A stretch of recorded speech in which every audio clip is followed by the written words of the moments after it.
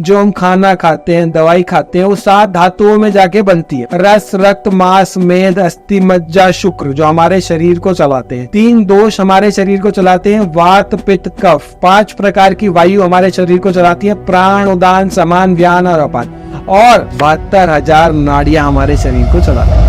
एक ऐसी बीमारी बताओ जो गोली खा के केमिकल वाली ठीक होती हो। क्या बीपी ठीक होता है? शुगर ठीक होती है? थायराइड ठीक होता है? शायद नहीं।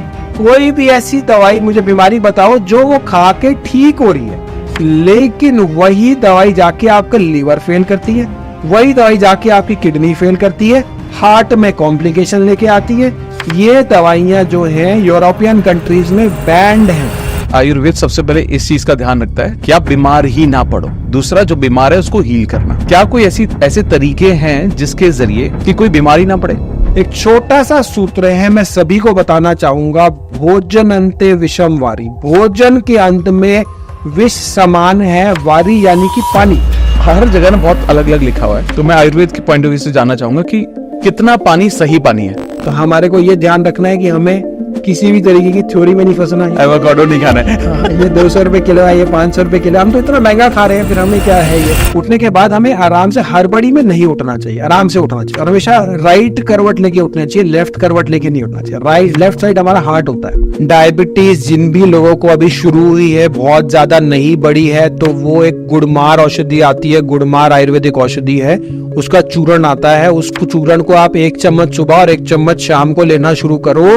जिनका भी बीपी बढ़ा हुआ है, सर्पगंधा टैबलेट आती है, किसी भी आयुर्वेदिक कंपनी की ले सकते हैं। 1 गोली सुबह और 1 गोली शाम को लेना शुरू करें, बीपी जो है वो कंट्रोल होना शुरू हो जाएगा। ये चीनी जो है ना, ये सेकंड मोस्ट एडिक्टिव चीज है कोकेन के बाद। और हम चीनी सब जगह हमारे आसपास है, मिठाइयों में, ड्रिंक्स में, फिजी ड्रिंक्स में, कोल्ड ड्रिंक में, चाय में, कॉफी में, सब जगह पे चीनी है। कई जगहों पे तो दालों में, सब्जियों में भी चीनी डालते हैं। आप सिंपल काम करो, जो दवाई खाते हो ना केमिकल वाली, उसको गूगल पे डालो, उसका पढ़ लो क्या क्या उसके साइड इफेक्ट है। आपको समझ आ जाएगा कि कितनी खतरनाक है ये चीजें जो हम गोलियों पे गोलियां खा रहे हैं, वो कितने ज्यादा उसके साइड इफेक्ट है। ऐसी कोई दवाई नहीं है केमिकल वाली जिसके साइड इफेक्ट ना। तो जब हम उपवास करते हैं तो हमारे शरीर में, जब हम 24 घंटे कुछ नहीं अन्न डालते, तो उसमें जो जितनी भी बीमारियों की हमारी संभावना होती है, बीमारी वाले सेल्स वो ऑटोमेटिकली खत्म करता चला जाता है। कैंसर सेल्स भी जो है वो खत्म होते हैं अगर हम उपवास करें। पानी जब हम पिए सुबह उठ के, तो मल्लासन में बैठ के पिए, जिससे उस पोजीशन में बैठ के अगर हम पानी पीते हैं तो अपान वायु पे ना बंद लग जाता है। अपान वायु जो है हमारी स्टूल क्लियर करने में हेल्प करती है। हेलो दोस्तों, लॉ ऑफ अट्रैक्शन के एक और जोरदार पॉडकास्ट में आपका बहुत बहुत स्वागत है।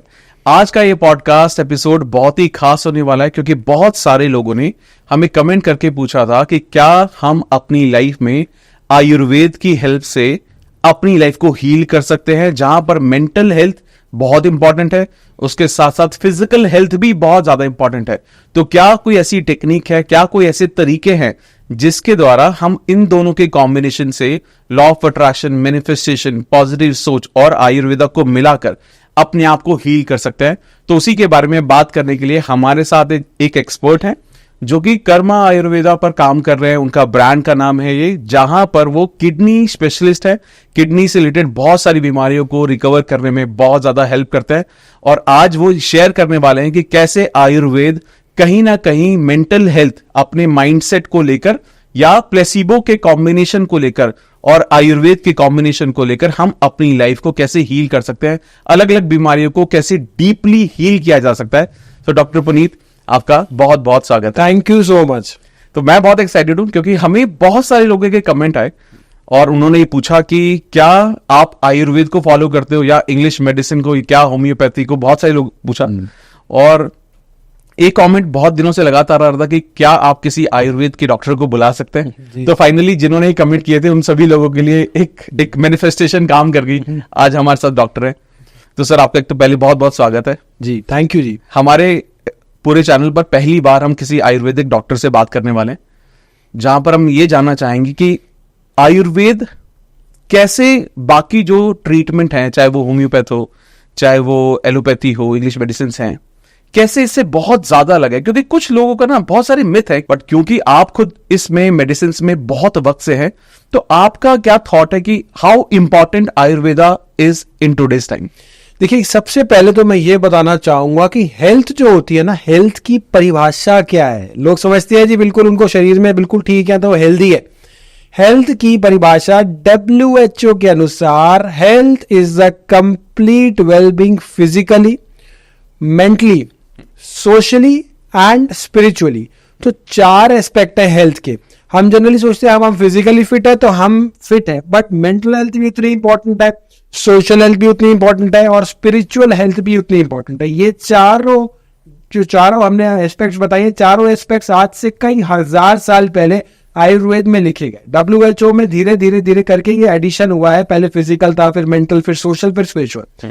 तो आयुर्वेद जो है वो इतना एडवांस है उस समय, यानी कि आज से लगभग कुछ हम आकलन करें तो 5000 साल पहले भी है। कुछ लोग कहते हैं 9.5 लाख साल पहले, जब हनुमान जी संजीवनी बूटी लेके आए लक्ष्मण जी के लिए, तब से आयुर्वेद है। जब से सृष्टि है तब से आयुर्वेद है। एलोपैथी का जो है वो कब से है, वो है लगभग 200-250 साल पुरानी पैथी है लगभग।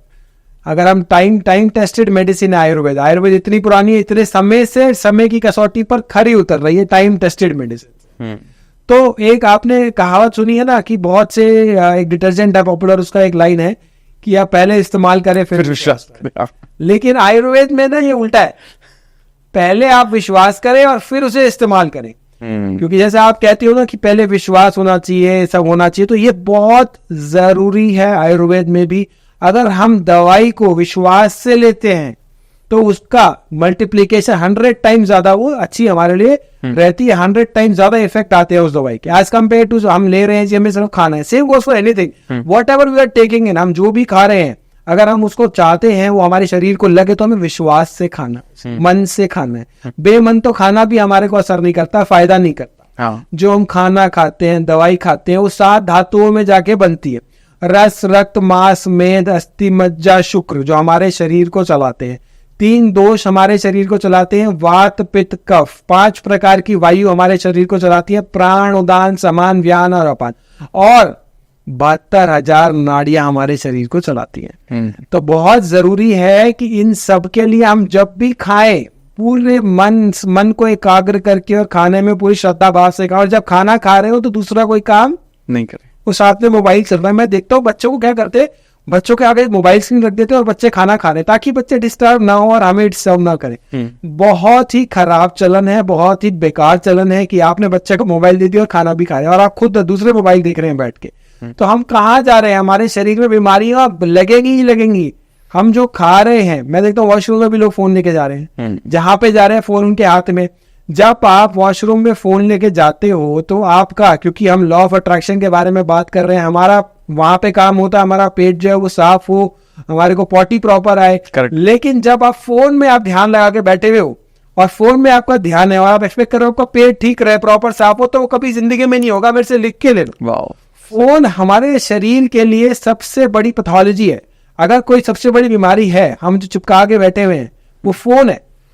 हम जहां जा रहे हैं, जो कर रहे हैं, फोन के थ्रू कर रहे हैं, हम देख रहे हैं, हम उसके गुलाम हो गए ना हम तो फोन के। राइट।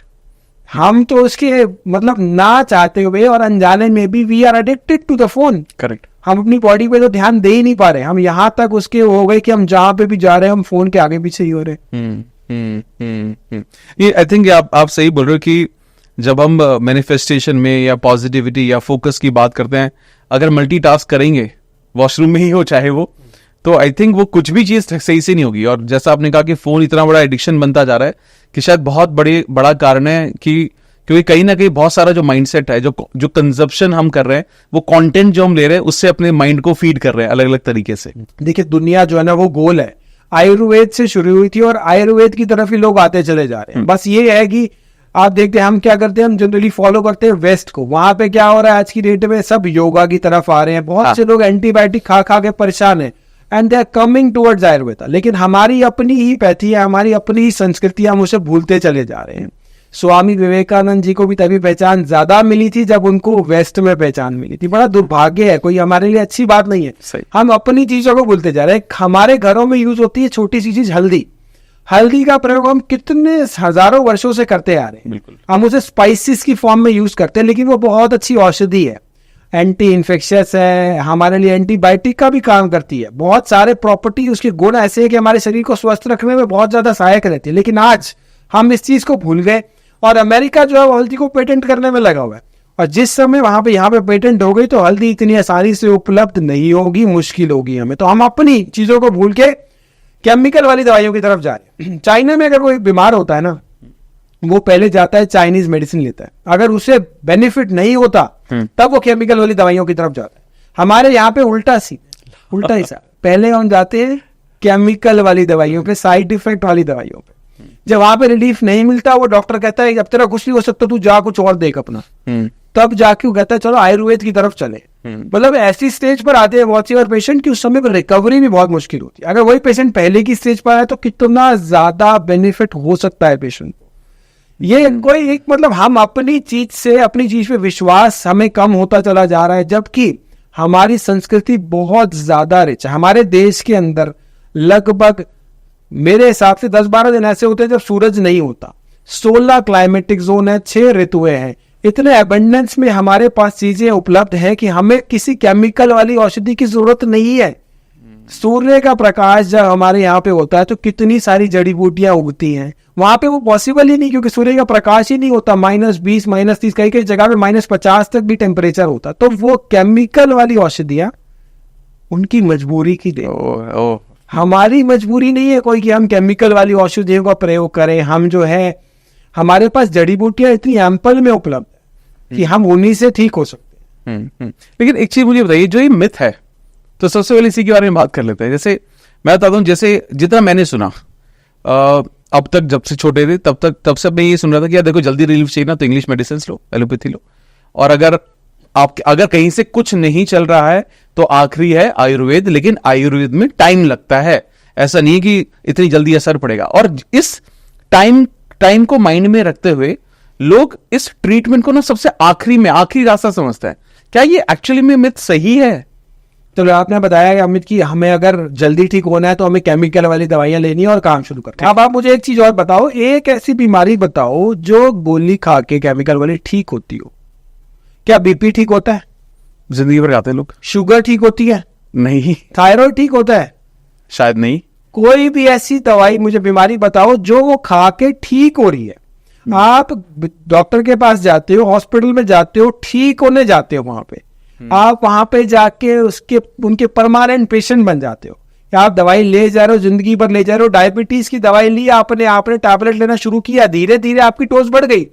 उसके बाद पता चला कि डायबिटीज HbA1c आपका कंट्रोल नहीं है। ग्रेजुअली आपने इंसुलिन लेना शुरू करा, इंसुलिन की डोज बढ़ती चली गई। उसके बाद पता चला कि इंसुलिन लेने के बाद उसके मल्टीपल साइड इफेक्ट्स आने शुरू हो जाते हैं, मल्टीपल ऑर्गन्स पर उसके कॉम्प्लिकेशंस आने शुरू हो जाते हैं। फिर आप वो ट्रीट करा दो, तो कुछ चक्कर में फंसते चले जाते हो। जबकि जो एलोपैथी की डेफिनेशन अगर आप देखोगे, उसका मतलब ये गूगल पे जाकर देखोगे, एवरीथिंग एक्सेप्ट ट्रीटमेंट। ट्रीटमेंट के सिवा सब कुछ। अगर कोई इमरजेंसी है, कोई इस तरह का ट्रीटमेंट, तो आप एलोपैथी में जाकर ट्रीटमेंट करा सकते हो, ले सकते हो। लेकिन अगर आपको कोई गोली खा के सोच रहे हो बीमारी ठीक कर रहे हो, तो गोली खा के बीमारी कोई भी ठीक नहीं होती। एंटीबायोटिक जो है वो बहुत बड़ा हमारे देश के लिए, हमें एंटीबायोटिक की जरूरत नहीं है। अगर हम अपने आयुर्वेद की तरफ आ जाए, हमारे पास दुनिया भर की चीजें उपलब्ध है।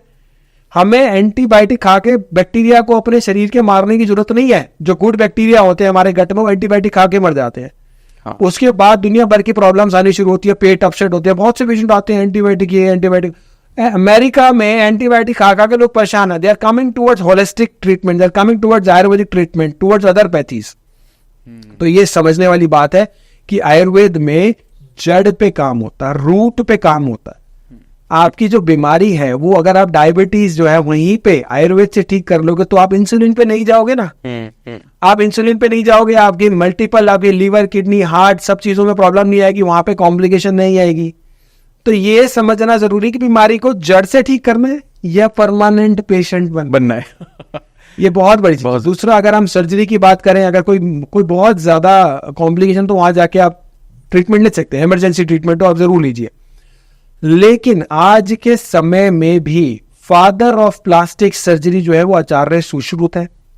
आचार्य सुश्रुत जो है वो आयुर्वेद के एक बहुत महान वैज्ञानिक हुए हैं, जिन्होंने सर्जरी किया करते थे, वो राइनोप्लास्टी किया करते थे आज से कई हजार साल पहले। पहले के जमाने में जो राजा लोग होते थे ना, वो गर्दन नहीं काटते थे, वो नाक काटते थे। तो नाक काटते थे तो वहां पे 1500 हमारे भारत में राइनोप्लास्टी केंद्र थे, जहां पे वो टूटी हुई नाक को जोड़ने का काम किया जाता था। इतना एडवांस आयुर्वेद था, इतना एडवांस जो है कई जगहों पे, कई यूनिवर्सिटी में, जर्मनी में आचार्य सुश्रुत की मूर्तियां भी लगी है, प्रतिमा भी लगी हुई है। मतलब ये इतना है कि आज के समय में भी जो हम धातु है, जो हम इंस्ट्रूमेंट यूज करते हैं सर्जरी में, उससे कई ज्यादा इंस्ट्रूमेंट उस समय में हम यूज किया करते थे, और वो 7 धातुओं से बनाए जाते थे। आज के समय आयरन का यूज होता है, जिससे उनमें जंग नहीं लगता था। इतना एडवांस है आयुर्वेदा। ये तो हम जो है उसको छोड़ते चले जा रहे हैं, हम अपनी संस्कृति को भूलते चले जा रहे हैं। लेकिन अगर हमें स्वस्थ होना है, अगर हमें निरोगी होना है, जैसे जैसे फास्ट फूड की चेन बन रही है, वैसे वैसे एलोपैथिक दवाइयों की, डॉक्टर्स की, हॉस्पिटल की चेन भी बढ़ती चली जा रही है, तो हमें अपनी संस्कृति, अपनी सभ्यता और आयुर्वेद की तरफ जरूर आना होगा। बहुत ही सुंदर, बहुत ही सुंदर। मैं आप जो बात बोल रहे हैं, मैं कहीं ना कहीं हर बात को समझ भी पा रहा हूँ, क्योंकि कहीं ना कहीं यही दिख रहा है कि जितने भी लोग एलोपैथी की तरफ जा रहे हैं, और जो बड़ी बीमारियां हैं, शुगर की, डायबिटीज की, और डॉक्टर तो यही बोलते हैं कि जिंदगी भर खानी है, मतलब परमानेंट सॉल्यूशन मिल ही नहीं रहा लोगों को।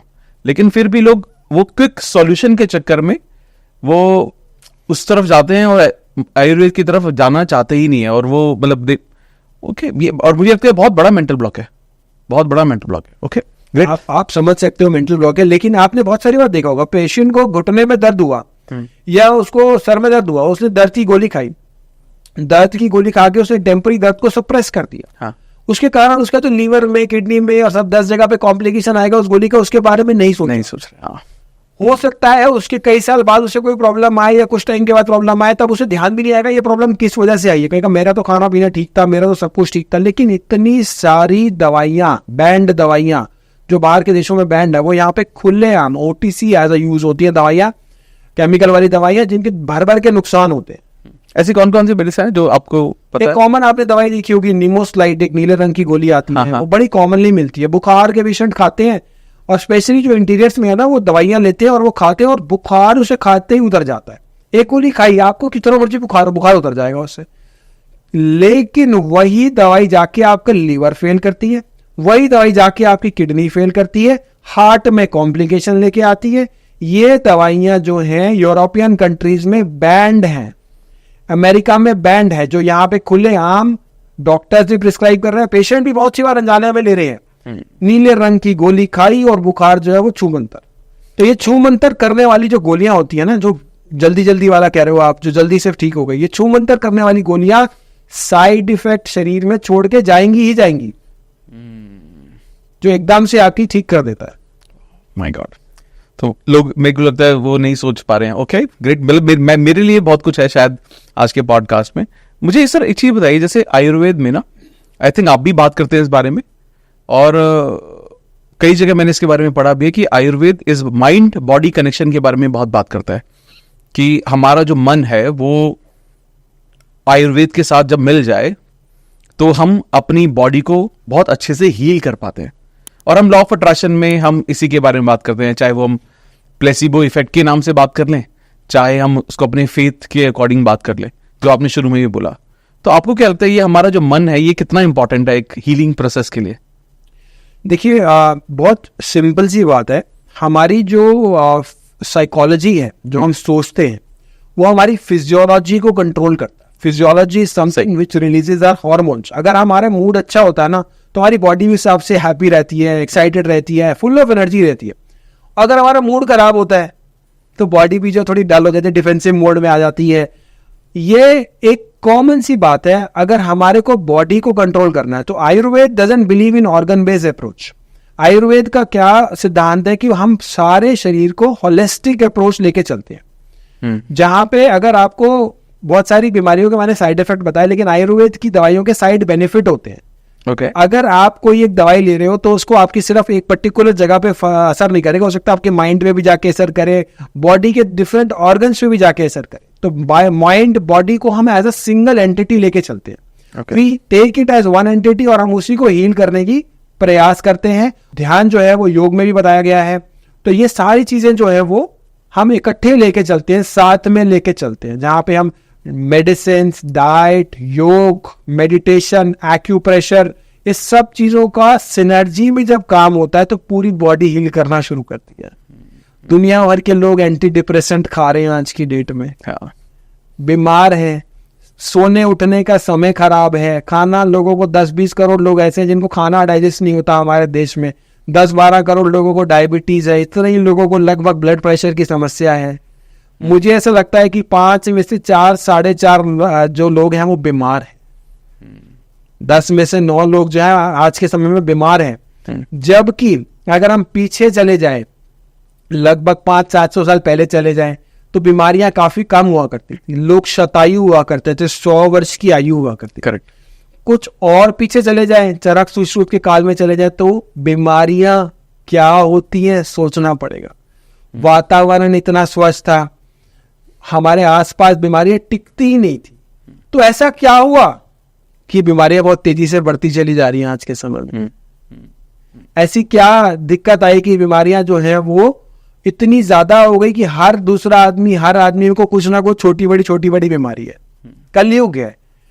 तो हुआ क्या कि हमने आयुर्वेद का जो पालन है वो कम कर दिया। हम जो है अब अपने आयुर्वेद की तरफ से दूर होते चले गए, और छोटी छोटी चीजें जो है जो हमारे शरीर को स्वस्थ रखने में बहुत ज्यादा सहायक है वो हम भूलते चले जा रहे हैं, और हम बीमारी की तरफ जो है वो चले जा रहे हैं, और फिर हम गोली खाते हैं, फिर बीमारी को दबाते हैं। ठीक नहीं करते, बीमारी दबाती है, केमिकल वाली गोली। बुखार हुआ तो बुखार की गोली बुखार को दबाएगी, जबकि बुखार जो है वो मित्र रोग है हमारे लिए। खांसी जुकाम जो है वो मित्र रोग है। बहुत ज्यादा बुखार हो तो लेनी भी चाहिए, ऐसा नहीं कि नहीं लेनी, लेकिन उस समय बुखार जो हमारी बॉडी का रिएक्शन है, हमारी बॉडी में जो बीमारी है उसको हम दबाते हैं। मतलब हम बुखार को दबा रहे, बीमारी को नहीं दबा रहे, जो एक्चुअली इशू है, रीजन है। बीमारी को दबाने के लिए बुखार हमारी बॉडी दे रही है, सिग्नल दे रही है, सिग्नल, बुखार उसका रिएक्शन दे रही है बीमारी का, और हम बुखार को ही दबा रहे हैं। हम अपनी इम्यूनिटी हमारी बॉडी बुखार के फॉर्म में दे रही है, उसी को हम दबाने की गोली खा रहे हैं। मित्र रोग की कैटेगरी में आता है बुखार। हमारे शरीर के लिए अच्छा है बुखार, अगर बहुत ज्यादा ना बढ़े, कोई और कॉम्प्लिकेशन ना हो तो उतना दिक्कत नहीं, लेकिन उसको दबाते हैं। तो यही साइकोलॉजी पे केमिकल वाली दवाएं चलती है। कोई भी बीमारी है उसे टेम्पररी सिम्टोमैटिक उसको दबा दिया जाता है, लेकिन उसे जड़ से खत्म नहीं होती उसमें। जबकि आयुर्वेद विश्वास करता है कि बीमारी को जड़ से खत्म किया जाए। उससे भी ज्यादा विश्वास करता है कि अब बीमारी ना हो, क्या बीमारी ना पड़ो, आप अपना लाइफस्टाइल, अपना थॉट प्रोसेस इतना अच्छा रखो कि बीमारी ना पड़ो। स्वास्थ्य से स्वास्थ्य रक्षणा मातुर्रस्य विकार प्रश्न। जो स्वस्थ व्यक्ति है उसके स्वास्थ्य को ठीक रखना आयुर्वेद का पहला एम है। जो बीमार व्यक्ति है उसको ठीक करना आयुर्वेद का सेकंड एम है। तो पहली प्रायोरिटी है कि बीमारी ना पड़े। आयुर्वेद अगर आप फॉलो करते हो प्रॉपरली, आप सब चीजें A to Z करते हो, तो आप बीमार ही नहीं पड़ोगे। आयुर्वेद इतना पावरफुल है, इतना शक्तिशाली है। Okay, great sir. अभी ना मेरे को लगता है आपने बहुत इंपॉर्टेंट 3-4 पार्ट को गया, मैं वापस से जाके एक पूछूंगा आपसे। सबसे पहले ना आपने एक बात ये बोली यहाँ पर कि आयुर्वेद सबसे पहले इस चीज का ध्यान रखता है कि आप बीमार ही ना पड़ो, तो ये पहला रूल है। दूसरा, जो बीमार है उसको हील करना। तो क्या कोई ऐसे तरीके हैं जिसके जरिए आयुर्वेद के अकॉर्डिंग हम फॉलो करें कि कोई बीमारी ना पड़े? क्या है उसका मतलब बेसिक फॉर्मूला क्या हो सकता है? अगर आप ये चीजें फॉलो करोगे, मैं एक छोटा सा एक सूत्र बताऊंगा। ये 107 बीमारियों का कारण है, और ये मुझे लगता है भारत में 90% लोग यही करते हैं, और 107 बीमारियों के कारण ग्रसित होते हैं। इसके अंदर LDL, VLDL, कोलेस्ट्रॉल बढ़ना, डायबिटीज का कई बार अनकंट्रोल हो जाना, और साथ साथ यूरिक एसिड का बढ़ना, ये जो सारी चीजें हैं इसी से रिलेटेड है। एक छोटा सा सूत्र है, मैं सभी को बताना चाहूंगा। भोजन अंते विषम वारी। भोजन के अंत में विष समान है, वारी यानी कि पानी। तो बहुत से लोग क्या करते हैं, खाना खाया और पानी पिया, हाँ। खाना खाया पानी पिया, तो वो जो पानी पीते हैं ना, वो हमारे पेट में जाके खाने को डाइजेस्ट नहीं होने देता। जिस प्रकार से हमारा खाना पकता है, जब अग्नि जलती है, हाँ। खाना पकता है फ्लेम पे, डाइजेस्टिव फ्लेम पे, जो हमारे फ्लेम होता है गैस का, उसमें पकता है। उसी प्रकार से जब हम खाना खाते हैं तो वो खाना पचता है, जिसे हम डाइजेस्टिव फायर कहते हैं, जठर अग्नि कहते हैं। वो जठर अग्नि जब हम उस पर पानी डाल देंगे तो क्या होगा, वो बुझ जाएगी। हाँ। तो वो अनडाइजेस्टेड फूड रह जाता है। अनडाइजेस्टेड फूड इज कॉल्ड आम इन आयुर्वेदा। आम जो होता है वो 107 बीमारियों का कारण बताया गया है। हम क्या कर रहे हैं कि खाना खाते हैं पानी पीते हैं, खाना खाते हैं पानी पीते हैं, आदत ऐसी पड़ गई है और इतने सारे लोगों को पेट की समस्याएं हैं। तो खाने के आधे घंटे से 45 मिनट के बाद हमें पानी पीना चाहिए। अगर पीना है तो घूट घूट करके बीच में पी सकते हैं और आधा घंटे पहले नहीं पीना चाहिए। आधा घंटे पहले भी नहीं पीना चाहिए जिससे हमें भूख सही से लगे। और आधे से 45 मिनट्स के बाद हमें पानी का यूज करना चाहिए, पानी का प्रयोग करना चाहिए। तो अगर ये सूत्र फॉलो कर लेंगे, मुझे लगता है बहुत सी बीमारियों से निजात मिलेगी, बहुत सी बीमारियों से उनको रिलीफ मिलेगा। अमेजिंग। मुझे ऐसा लग रहा है कि आई थिंक ये सुना है लेकिन उसका कारण नहीं पता ना कि क्यों नहीं पीना पानी। तो बहुत सारे जो लॉजिकल लोग होते हैं वो उनको कारण बताकर कन्विंस ना किया है तब तक वो फॉलो नहीं करते। साथ में पानी को पीने के लिए हमें कुछ और चीजों का भी ध्यान रखें। ठीक है। पानी को आपने ये भी सुना होगा बैठ के पीना, खड़े होके नहीं पीना। हाँ ये भी, हाँ। हमेशा बैठ जाओ, पानी खड़े मत रहो। बहुत सही, हाँ जी। तो अब इसके पीछे भी साइंटिफिक रीजन है, बड़े बुजुर्गों से सुनते रहते थे ये चीजें, क्योंकि हमारे जनरेशन में ये चल रही थी, बैठ जा खड़ा मत रहे, पानी पीना बैठ जा। हाँ। तो पानी जब हम बैठ के पीते हैं ना तो सेंटर ऑफ ग्रेविटी जो है वो हमारा पेट पे आ जाता है। ओके। पानी भी डाइजेस्ट होता है। जब खड़े होके पीते हैं तो सेंटर ऑफ ग्रेविटी नाभि से पेट से हिल जाता है। तो पानी को हमेशा बैठ के पीना चाहिए, खड़े होके नहीं पीना चाहिए। ओके। पानी को हमेशा सिप सिप करके पीना है, घूट घूट करके पीना है, गटागट पानी को नहीं पीना है। जब हम सिप सिप करके पानी को पीते हैं तो हमारे जो मुंह में होता है वो अल्कलाइन होता है, क्षार होते हैं, यानी कि बेसिक होता है जो नेचर में, और हमारे पेट में अम्ल होता है, HCl होता है। जब हम पानी को सिप सिप करके पीते हैं तो हमारे मुंह में जब पानी जाता है तो वो सलाइवा मिक्स होता है। हाँ। ये सलाइवरी ग्लैंड जो 24 घंटे काम कर रहे हैं, इनकी कोई छुट्टी नहीं है, ये पानी में मिक्स होके हमारे पेट में जाते हैं। अमाइलेस, वो पानी में जो हमारे अम्ल था, यहाँ पे हमारे क्षारीय था मुंह में और हमारे पेट में अम्ल था, और क्षारीय और अम्ल मिलके वो जो है न्यूट्रल हो जाता है, पीएच जो है वो न्यूट्रल हो जाता है। अगर हम ये करके पीते हैं तो पेट की एसिडिटी शांत होती है, पेट की समस्याओं से हमें रिलीफ मिलती है, वात पित्त कफ जो है वो तीनों हमारे बैलेंस रहते हैं। इतना पावरफुल सूत्र है ये। वाओ। क्योंकि मतलब मेरे को एग्जैक्टली इस बारे में तो मैंने सुना था कि नहीं पीते, और लेकिन इसके साथ साथ मैंने ये भी सुना था कि अगर आप खड़े होकर पानी पीते तो घुटने में दर्द होने लगता है। क्या ये भी मिथ है, घुटने से कनेक्टेड है, या जो आपने बताया कि सिर्फ उसी चीज से रिलेटेड है? देखिए, खड़े होकर पानी पीते हैं तो सेंटर ऑफ ग्रेविटी जो है वो हमारा हिल जाएगा। वो घुटने पे भी जा सकता है, टांग को भी जा सकता है, कहीं पे भी जा सकता है। तो पानी भी डाइजेस्ट होता है। तो अगर प्रेफरेबली जैसे हमारे पास किडनी पेशेंट आते हैं तो हम बहुत सी बार देखते हैं उनकी किडनी जो होती है वो प्रॉपरली काम नहीं कर रही होती, तो उनके पैरों में सूजन इकट्ठी हो जाती है, पेट में सूजन आ जाती है। तो वहां पे क्या होता है, पिटिंग ओडेमा होता है पैरों में। यहाँ पे पानी के एक्यूमुलेशन के कारण यहाँ पे अगर हम पैर को दबाते हैं तो इस तरीके से यहाँ पे पिट हो जाता है, यानी कि गड्ढा पड़ जाता है एकदम से, ऐसे वापस नहीं आएगा, गड्ढा पड़ जाएगा, क्योंकि वहां पे उनकी किडनी जो है फंक्शन नहीं कर रही, काम नहीं कर रही। ओके। तो ये बहुत जरूरी है कि इसका ये पेशेंट्स के लिए भी बहुत जरूरी है, किडनी पेशेंट के लिए, लेकिन जो आम लोग हैं, जो जनता है बिल्कुल, जिनको कोई प्रॉब्लम नहीं है, उनके लिए भी पानी को हमेशा बैठ के पीना बहुत ज्यादा फायदेमंद है, खड़े होकर पानी को नहीं पीना। और ऐसा भी कुछ है क्या कि जैसे हर जगह ना बहुत अलग अलग लिखा हुआ है, तो मैं आयुर्वेद के पॉइंट ऑफ व्यू से जानना चाहूंगा कि कितना पानी सही पानी है? हाँ, ये बहुत लोगों को ना कंफ्यूजन रहती है कि पानी कितना पीना चाहिए, कितना नहीं पीना चाहिए। अब ये समझना पड़ेगा कि पानी का ना पीने के लिए हमें हमारी बॉडी बताएगी हमें पानी कितना पीना है। वो कैसे बताएगी, उसका सिंपल सा फॉर्मूला है। आपने देखा होगा जब आप पानी पीते हो तो बड़ा ही न्यूट्रल होता है, उसमें कोई किसी प्रकार का एसिड नहीं होता, लेकिन जब हमारी बॉडी से वो यूरिन के फॉर्म में निकलता है तो वो एसिडिक होता है। हाँ। तो हमने पानी पिया, हमारी शरीर की गंदगी जो है वो यूरिन लेके निकल रहा है। हाँ। तो हमारे यूरिन से हमें पता चलेगा कि हमें पानी कितना पीना है। वो कैसे पता चलेगा? अगर यूरिन जो है वो व्हाइट कलर का है या फिर पेल येलो है तो मतलब आप पानी की क्वांटिटी ठीक पी रहे हो। ओके। अगर यूरिन जो है वो डार्क येलो है तो मतलब आप पानी जो है वो कम पी रहे हो, पानी आपको बढ़ाने की जरूरत है, पानी जो आपको आवश्यकता है कि आप उसे इंक्रीज करें। अब बहुत से लोग कहते हैं 3 लीटर पिए, 5 लीटर पिए, 2 लीटर पिए, इसका कोई सेट फॉर्मूला नहीं है। आप और हम अगर यहाँ बैठे हुए हैं तो हमारा बैठने का काम है तो हमें पानी कम भी चलेगा, लेकिन अगर कोई लेबर है, कोई अगर रिक्शा पुलर है, वो सारा टाइम काम कर रहा है, उसके हो सकता है पानी की रिक्वायरमेंट ज्यादा हो। तो ये आपकी बॉडी आपको बताएगी आपको पानी कितना पीना है, लेकिन 2 से 3.5-4 लीटर तक ही लिमिट रख के हम पानी को आराम से पी सकते हैं हर एक की बॉडी के लिए। आई थिंक ये सफिशिएंट होगा। ओके। क्योंकि जैसा आपने बताया ना, हर जगह कुछ लिखा हुआ है, कोई बोल रहा है 2 लीटर, कोई बोल रहा है 3, कोई बोल रहा है 5, पर उसका वो नहीं उतारा है कि कई बार पेशेंट आते कहते हैं हमने देखा कि पानी ज्यादा पीने से बॉडी अच्छी होती है, 5-5 लीटर 6-6 लीटर पीने लग जाते हैं पानी। ज्यादा पानी पीने से पेट खराब हो जाएगा और हो सकता है 4 बीमारियां और भी हो जाए। तो पानी उतना ही पीना है जितनी हमें प्यास लगे और हमारा बॉडी जो है वो फिट रहे। ऐसा कोई एक वो नहीं है कि हमने कि एक तो एक्चुअली क्या है ना, सोशल मीडिया पे इतनी सारी चीजें होती हैं, मुझे लगता है कि कुछ भी छोटा मोटा कोई बता के वायरल हो जाते हैं। और वायरल होने के कारण क्या होता है, लोगों को भ्रमित हो जाते हैं। हाँ। अब मैं छोटा सा नुस्खा बता के, आपको ये नहीं पता कि उसके पीछे की साइंस क्या है क्या नहीं है। Anyone can come and speak on social media, इसके पीछे उसकी क्या क्वालिफिकेशंस है वो कुछ नहीं मैटर करती। बिल्कुल। तो उस वजह से लोगों को नुकसान हो रहा है। तो पानी जो है ना, ये नहीं कि आपने कहीं देख ली, किसी रील में देख लिया कि पानी घटाघट पीते जाओ और आप दुनिया भर सारा टाइम पानी पे जाओ, नुकसान कर देगा। पेट तो खराब हो ही जाएगा उससे सबसे पहले, और भी बीमारियां होने के। ओके। इसमें ना आपने जो बताया था ना बात पे दोष होते हैं, ये इसके अकॉर्डिंग मैंने सुना था कि ना हमारी फूड हैबिट भी अलग होनी चाहिए।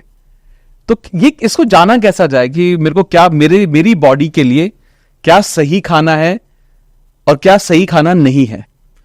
देखिए, बॉडी जो है ना हमारी सबकी अलग अलग होती है। हाँ। अब इसके अंदर कोई वातज हो सकता है, कोई वात पित्तज हो सकता है, कोई पित्तज, कोई कफज हो सकता है। इनके कॉम्बिनेशन में हमारी बॉडी की प्रकृति होती है। कईयों को गर्म खाना पसंद होता है, कईयों को जो है वो ठंडी चीजें ज्यादा पसंद होती हैं। लेकिन आयुर्वेद के अनुसार खाना पीना जो है वो हमारा हमेशा कैसा होना चाहिए, जिस प्रांत में हम रहते हैं। मान लीजिए कि जैसे हमारे इंडिया में अब एक जगह पे हम गुजरात में हैं, वहाँ पे हो सकता है सूखी हवा हो, चेन्नई में गीली हवा हो, तो दोनों की आबो हवा बिल्कुल अलग है। और हम जो है सेवन क्या कर रहे हैं, हम इंटरनेशनल खाना खा रहे हैं। हम खा रहे हैं pasta, pizza, burger, cold dog, hot dog, हम ये चीजें ज्यादा सेवन कर रहे हैं। हमारी बॉडी के अनुसार हम नहीं खा रहे, हम खा रहे हैं अपनी जीवा के अनुसार। हाँ। अपनी जीभ के अनुसार हम खा रहे हैं। तो हमारा जो खाना पीना है वो टोटली जो है वो इंटरनेशनल हो चुका है। तो खाना पीना जब भी होता है ना, एक तो वो हमेशा इंटरनेशनल नहीं होना चाहिए। ओके। तो क्या पूरे भारत का एक खाना हो सकता है? शायद नहीं। हाँ बिल्कुल, कभी भी जो डाइट है वो नेशनल भी नहीं होनी चाहिए। अच्छा, ओके। क्योंकि Right. जगह बहुत अलग अलग, हर जगह अलग अलग वेदर है, इसी वजह से। एग्जैक्टली हर जगह पे क्लाइमेट अलग है, हर जगह पे वेदर अलग है, पानी अलग है, सब मिट्टी अलग है, सब चीजें अलग अलग है। तो जहाँ पे जो चीज उगती है वो उस चीज के लिए बेस्ट है। और डाइट कैसी होनी चाहिए, हमेशा लोकल होनी चाहिए। अब बहुत से लोग फ्रूट्स खाते हैं, वो कहते हैं जी हमारे ये तो महंगा, सबसे महंगा फ्रूट खा रहे हैं और सबसे हम ऐसा फ्रूट खा रहे हैं। तो फ्रूट जब खाओ ना, तो सबसे सस्ता फ्रूट खाना, वही हमारे शरीर के लिए जो है फायदेमंद। क्या बात है। क्यों? सबसे सस्ता फ्रूट जो आपके आसपास मिल रहा है वही आपके शरीर को फायदा करेगा। और सबसे महंगे वाला फ्रूट सिर्फ आपकी जीवा के काम आएगा, आपकी टंग के 2.5 इंच की जो हमारी जीभ है इसी को फायदा करेगा। सबसे सस्ता फ्रूट जो होगा वो सीजनल फ्रूट होगा और वही हमारे शरीर के लिए सबसे अच्छा रहेगा। तो हमारे को ये ध्यान रखना है कि हमें किसी भी तरीके की थ्योरी में नहीं फंसना है। एवोकाडो नहीं खाना है। हाँ, ये 200 रुपए किलो है, ये 500 रुपए किलो, हम तो इतना महंगा खा रहे हैं, फिर हमें क्या है ये। तो बहुत सारे सोशल स्टेटस इसे जोड़ देते हैं। लेकिन जो आपके आसपास उग रहा है वही आपके शरीर के लिए साथ में सबसे बढ़िया वही है, आपके शरीर के लिए एब्जॉर्ब भी करेगा, धातुएं भी बनाएगा और फायदा भी करेगा। अब जैसे हम लोग रहते हैं नॉर्थ में, रहते हैं और दिल्ली में रह रहे हैं हम, तो ठीक है। अब हमारे आसपास तो वैसे कुछ खास उग नहीं रहा है। अब जो भी चीजें या तो पंजाब से आ रही हैं या यूपी से आ रही हैं या हरियाणा से, मतलब दिल्ली से कुछ नहीं हो रहा है। तो मतलब इस सिचुएशन में लोग अगर सवाल पूछे तो क्या जवाब है उनके लिए? देखिए, Delhi is a metro city. अब यहाँ पे हम इसको बाउंड्रीज, हम स्टेट बाउंड्री के अनुसार हम बात नहीं कर रहे हैं, हम यहाँ पे हवा पानी के अनुसार। अच्छा, तो नॉर्थ हवा पानी कैसी है ये इसको हम कंसिडर करेंगे, this is north of India. Got it. अब साउथ में वेदर अलग है, ईस्ट में अलग है, वेस्ट में अलग है। तो सब जगह की हवा पानी अलग हो सकती है, सब जगह की जो है वो मिट्टी अलग हो सकती है। तो उस हिसाब से हम चीजों को ले तो हमारे शरीर के लिए बेटर रहेंगी, अच्छी रहेंगी। ये चीजें ये हमें समझना जरूरी है कि हम इंटरनेशनल डाइट ना लें। अब बहुत से लोग पास्ता खा रहे हैं, पास्ता में दूध भी डाल दिया, नमक भी डाल दिया, सब चीजें डाल दी। पहले तो खाने में तो बहुत टेस्टी लगता है, मैंने भी पहली बार खाया तो मुझे भी बहुत अच्छा लगा। लेकिन वही जो है वो नुकसान दे रहा है। विरुद्ध आहार हम खा रहे हैं, दूध में नमक डाल के हमने खा लिया, सबसे बड़ा विरुद्ध आहार है। और दुनिया भर की प्रॉब्लम, बहुत से लोग तुम रोज पास्ता खाता हो, मुझे तो कोई प्रॉब्लम नहीं हो रही है ना। तो ये समझना पड़ेगा कि एकदम से खाते ही नहीं हो सकता है सबको ना भी हो, लेकिन किसी किसी को इसके कारण कई प्रकार की समस्या हो, ये भी पॉसिबिलिटीज है। तो ऐसे कौन कौन से विरुद्ध आहार में, क्योंकि मैंने एक्चुअली में सुना है, एक बार मैंने सुना था कि पपीते में आप नींबू नहीं डालना चाहिए, ये विरुद्ध आहार है शायद, आई डोंट नो। पर ऐसे कौन कौन से जो फ्रूट्स या सब्जियां हैं जो या खाने की चीजें जो कंबाइन नहीं करनी चाहिए? जैसे दूध के साथ मछली कभी नहीं खानी चाहिए, शहद के साथ जो है वो घी का प्रयोग इक्वल क्वांटिटी में नहीं करना चाहिए कभी भी। आपने बहुत सी बार सुना होगा कि आप एक चीज़ जो नॉर्थ में बहुत पॉपुलर है, जो हम नॉर्थ की बात कर रहे हैं, तो वहाँ है कड़ी पकौड़ा, जो पंजाब में से चलती है। कड़ी पकौड़ा जो है ये एक प्रकार का जहर है जो हम खा रहे हैं। तो कड़ी में पकौड़े सब्जी खाते हैं? कड़ी जब हम बनाते हैं ना, हाँ। उसमें क्या होता है, वो दही को हम गर्म करके बना रहे होते हैं। हाँ। दही को गर्म करके हमने क्या कर दिया, उसको जहर बना दिया, और जहर में हमने पकौड़े डाल दिए, पकौड़े और जहर हमने मिक्स करके खा लिया। ओह, क्योंकि दही का जो स्वभाव होता है वो होता है गर्म होता है, तासीर उसकी गर्म होती है, हमने उसको और गर्म कर दिया, तो वो क्या होता है, संस्कार विरुद्ध हो जाती है। आयुर्वेद में ही सबसे बड़ा बताया गया कि सबसे ज्यादा नुकसान देने वाली है, हमारे स्त्रोतस को जाके बंद कर देती है। तो हम जब ये खाते हैं तो दही की तासीर होती है, दही के साथ में कुछ प्रिकॉशंस हमें हमेशा लेनी चाहिए। दही कभी भी हमें रात को नहीं खानी चाहिए, गर्म करके नहीं खानी चाहिए कभी भी। दिन में खा सकते हैं, दोपहर को खा सकते हैं दही हम, लेकिन रात को कफ बढ़ाती है दही, अभिसंधि होती है, स्त्रोतस को हमारे बंद करती है दही। मार्केट की जो दही खा रहे हैं वो किसी काम की नहीं है, वो बेकार है, और हमारे किसी भी फायदा, हमारे को कोई भी फायदा नहीं देगी, क्योंकि वो पैस्चराइज हो जाती है। और जब हम दही को घर पे बनाते हैं तो वो बेस्ट रहती है हमारे लिए। हमें घर की बनी हुई दही हमारे लिए अच्छी होती है। आपने सुना होगा dahi is more of good for the bacteria, gut health के लिए बहुत अच्छी होती है, क्योंकि वो गुड बैक्टीरिया को बढ़ाती है दही। हम जब एंटीबायोटिक जो लोग खाते हैं ना, तो उनके गुड बैक्टीरिया जो है वो मर जाते हैं। उनके लिए 15 दिनों तक दही का सेवन बहुत अच्छा, बहुत बढ़िया है, क्योंकि उनके गुड बैक्टीरिया जो है वो बढ़ेंगे उससे, जो एंटीबायोटिक के कारण खत्म हो गए हैं। तो कुछ चीजें, दही के लिए सबसे अच्छा बर्तन जो है वो जमाने के लिए वो है मिट्टी का बर्तन। उसमें दही की जो है उसकी प्रकृति भी सही रहती है, और साथ साथ उसमें सारे गुण भी मिलते हैं। तो इसमें जस्ट इंटरप्ट कर रहा हूँ, सॉरी आपको। जैसे ना आपने बोला कि दूध में नमक नहीं डालना चाहिए, क्या दही का जो रायता बनाते हैं क्या वो भी गड़बड़ है? हाँ बिल्कुल, आपने बहुत अच्छा सवाल किया। दही का जब हम रायता बनाते हैं ना, तो वो भी हमारे लिए नुकसान देता है, क्योंकि दही में क्या होता है, दही में बैक्टीरिया है। अब आपने क्या करा, उसमें केमिकल प्रोसेस नमक डाल दिया उसके ऊपर। हाँ। आप जब नमक डालते हो, सारे बैक्टीरिया जो है वो मर जाते हैं उसके, क्योंकि उसके अंदर केमिकल प्रोसेस नमक डाल दिया, चीनी डाल दी, केमिकल प्रोसेस चीनी डाल दी, तो केमिकल के कारण वो दही जो है वो उसकी सारे बैक्टीरिया मर जाते हैं। और वो जो बचती है, या पकौड़ी बना के जब खाते हो तली हुई दही के बीच में वो डालते हैं, तो वो बड़ा नुकसान, हमारे लिए कोई फायदा नहीं करती वो। लेकिन जब हम तली हुई पकौड़ी डालते हैं तो वो नुकसान जरूर कर सकती है दही के साथ। तो कभी भी जब दही खाए तो उसको हमें ब्लैंड खानी चाहिए, उसके अंदर हमें किसी प्रकार का नमक नहीं डालना चाहिए, किसी प्रकार की चीनी का प्रयोग हमें नहीं करना चाहिए, वो नुकसान देता है। दही में कुछ डाल सकते हैं तो खांड डाल सकते हैं, गुड़ डाल सकते हैं, शक्कर डाल सकते हैं। ये चीजें जो है दही की एफिकेसी भी बढ़ाती है और टेस्ट को भी बढ़ाएगी। ग्रेट सर, आई थिंक ये भी तो बहुत इंपॉर्टेंट चीज है जो आप शायद बता रहे हैं, और आई एम श्योर बहुत लोगों को हेल्प होगी। तो ओवरऑल हेल्थ के लिए, जैसे आपने धातुओं के बारे में बात की थी, तो ओवरऑल हेल्थ के लिए हमें किस चीज का ज्यादा ध्यान रखना चाहिए? देखिए, ओवरऑल हेल्थ के लिए ना हमें सबसे पहले, जैसे मैंने बताया कि आपको सब चीजें जो है आयुर्वेद के अनुसार अगर हम फॉलो करते हैं तो बहुत अच्छा रहता है। तो अगर हम मेंटल हेल्थ की बात करें यहाँ पे, तो मेंटल हेल्थ के लिए सबसे ज्यादा जरूरी है कि हम जब भी उठे, सबसे पहले उठ के सबसे पहले सुबह सुबह भगवान का शुक्रिया करें, भगवान का शुक्राना करें। क्यों इसका करना जरूरी है? बहुत से लोग कहते हैं कि हमारे लिए तो कुछ है नहीं, हम क्यों शुक्रिया करें, मतलब ऐसे बहुत सारे लोगों की थिंकिंग होती है। तो मैं उन सभी को बताना चाहूंगा कि 2.5 लाख लोगों ने अगले दिन की सुबह नहीं देखी, हम उनमें से जिन्होंने सुबह देखी, इसके लिए हम शुक्रिया कर सकते हैं। बहुत से लोग आपकी हमारी वीडियो देख रहे हैं, उनके हाथ में स्मार्टफोन है, कितने जनता के हाथ में स्मार्टफोन नहीं है, और हमें सबसे बड़ी बात है, हमें आज खाना नसीब हुआ, इसके लिए भी हम शुक्रिया कर सकते हैं। बहुत सारे जो लोग हैं उनको हो सकता है वो खाना भी ना देना हो, तो बहुत सारे रीजन है हमारे करने के। लेकिन जब हम ये करते हैं ना, तो हम किस पे फोकस करते हैं? आज हमारे पास क्या है, हमारा क्या चला गया, उससे हमारा फोकस हट जाता है। जब हमारा वो फोकस हट जाता है तो डिप्रेशन होने के चांसेस बहुत कम हो जाते हैं, डिमेंशिया नहीं होगा उन लोगों को, पार्किंसन की समस्या नहीं होगी। अगर ये हम छोटा सा 5 मिनट का सूत्र डेली फॉलो कर लेते हो, उसके बाद जब उठने के बाद हमें सबसे सेकंड नंबर पे क्या करना चाहिए मेंटल हेल्थ के लिए भी, उठने के बाद हमें आराम से, हड़बड़ी में नहीं उठना चाहिए, आराम से उठना चाहिए, और हमेशा राइट करवट लेके उठना चाहिए, लेफ्ट करवट लेके नहीं उठना चाहिए। राइट, लेफ्ट साइड हमारा हार्ट होता है। हाँ। तो जब हमारी बॉडी रिलैक्सिंग स्टेज में होती है, हॉरिजॉन्टली होती है, तो हमारा ब्लड का फ्लो जो है वो एक तरीके का बैलेंस्ड होता है। जब हम राइट साइड करवट लेके उठते हैं तो एकदम से फ्लो जो है वो राइट साइड आता है, तो राइट साइड हमारी डाइजेस्टिव फायर भी अच्छी होती है। सुबह तो राइट साइड करवट लेके उठते हैं, जब ब्लड का फ्लो वहां जाता है। लेफ्ट साइड हमारे हार्ट पे जोर पड़ेगा अगर हम लेफ्ट करवट लेके उठे। और कभी भी ना हड़बड़ी में नहीं उठना, 2 मिनट बैठेंगे बेड पे, फिर हम आगे अपना काम शुरू करें। उसके बाद सबसे पहले पैर कौन सा नीचे रखना है, इसके लिए भी हम साइंटिफिकली और मेंटल हेल्थ के लिए भी बहुत अच्छा है। हम जब भी देखेंगे ना, हमारे एक सूर्य नाड़ी है, एक चंद्र नाड़ी, एक चल रही होती है ज्यादा और एक थोड़ी कम चल रही होती है। किसी समय दिन के कोई ज्यादा चल रही होगी, किसी समय दिन के कोई कम चल रही होगी। तो सुबह उठ के सबसे पहले देखें कि ज्यादा कौन सी नाड़ी चल रही है। लेफ्ट चल रही है, अभी कौन सी चल रही है? राइट चल रही है। अभी मेरी भी राइट चल रही है। तो सुबह उठ के अगर हम देखेंगे तो अगर जिनकी राइट नाड़ी चल रही है तो वो पहले राइट पैर को नीचे रखे, और जिनकी लेफ्ट नाड़ी चल रही है वो लेफ्ट पैर को नीचे रखे। जब ऐसा करते हैं तो वो ग्राउंडिंग एनर्जी जो है वो हमारी बॉडी को एकदम से एक्टिवेट कर देती है। ये बहुत छोटी छोटी चीजें हैं, लेकिन हमारे लॉन्ग टर्म के लिए ना बहुत ज्यादा फायदेमंद है। हमारी बॉडी बीमार ना पड़े उस चीज के लिए बहुत अच्छा है। सभी लोग उसके बाद जो है 5 मिनट का समय प्राणायाम के लिए जरूर निकालें।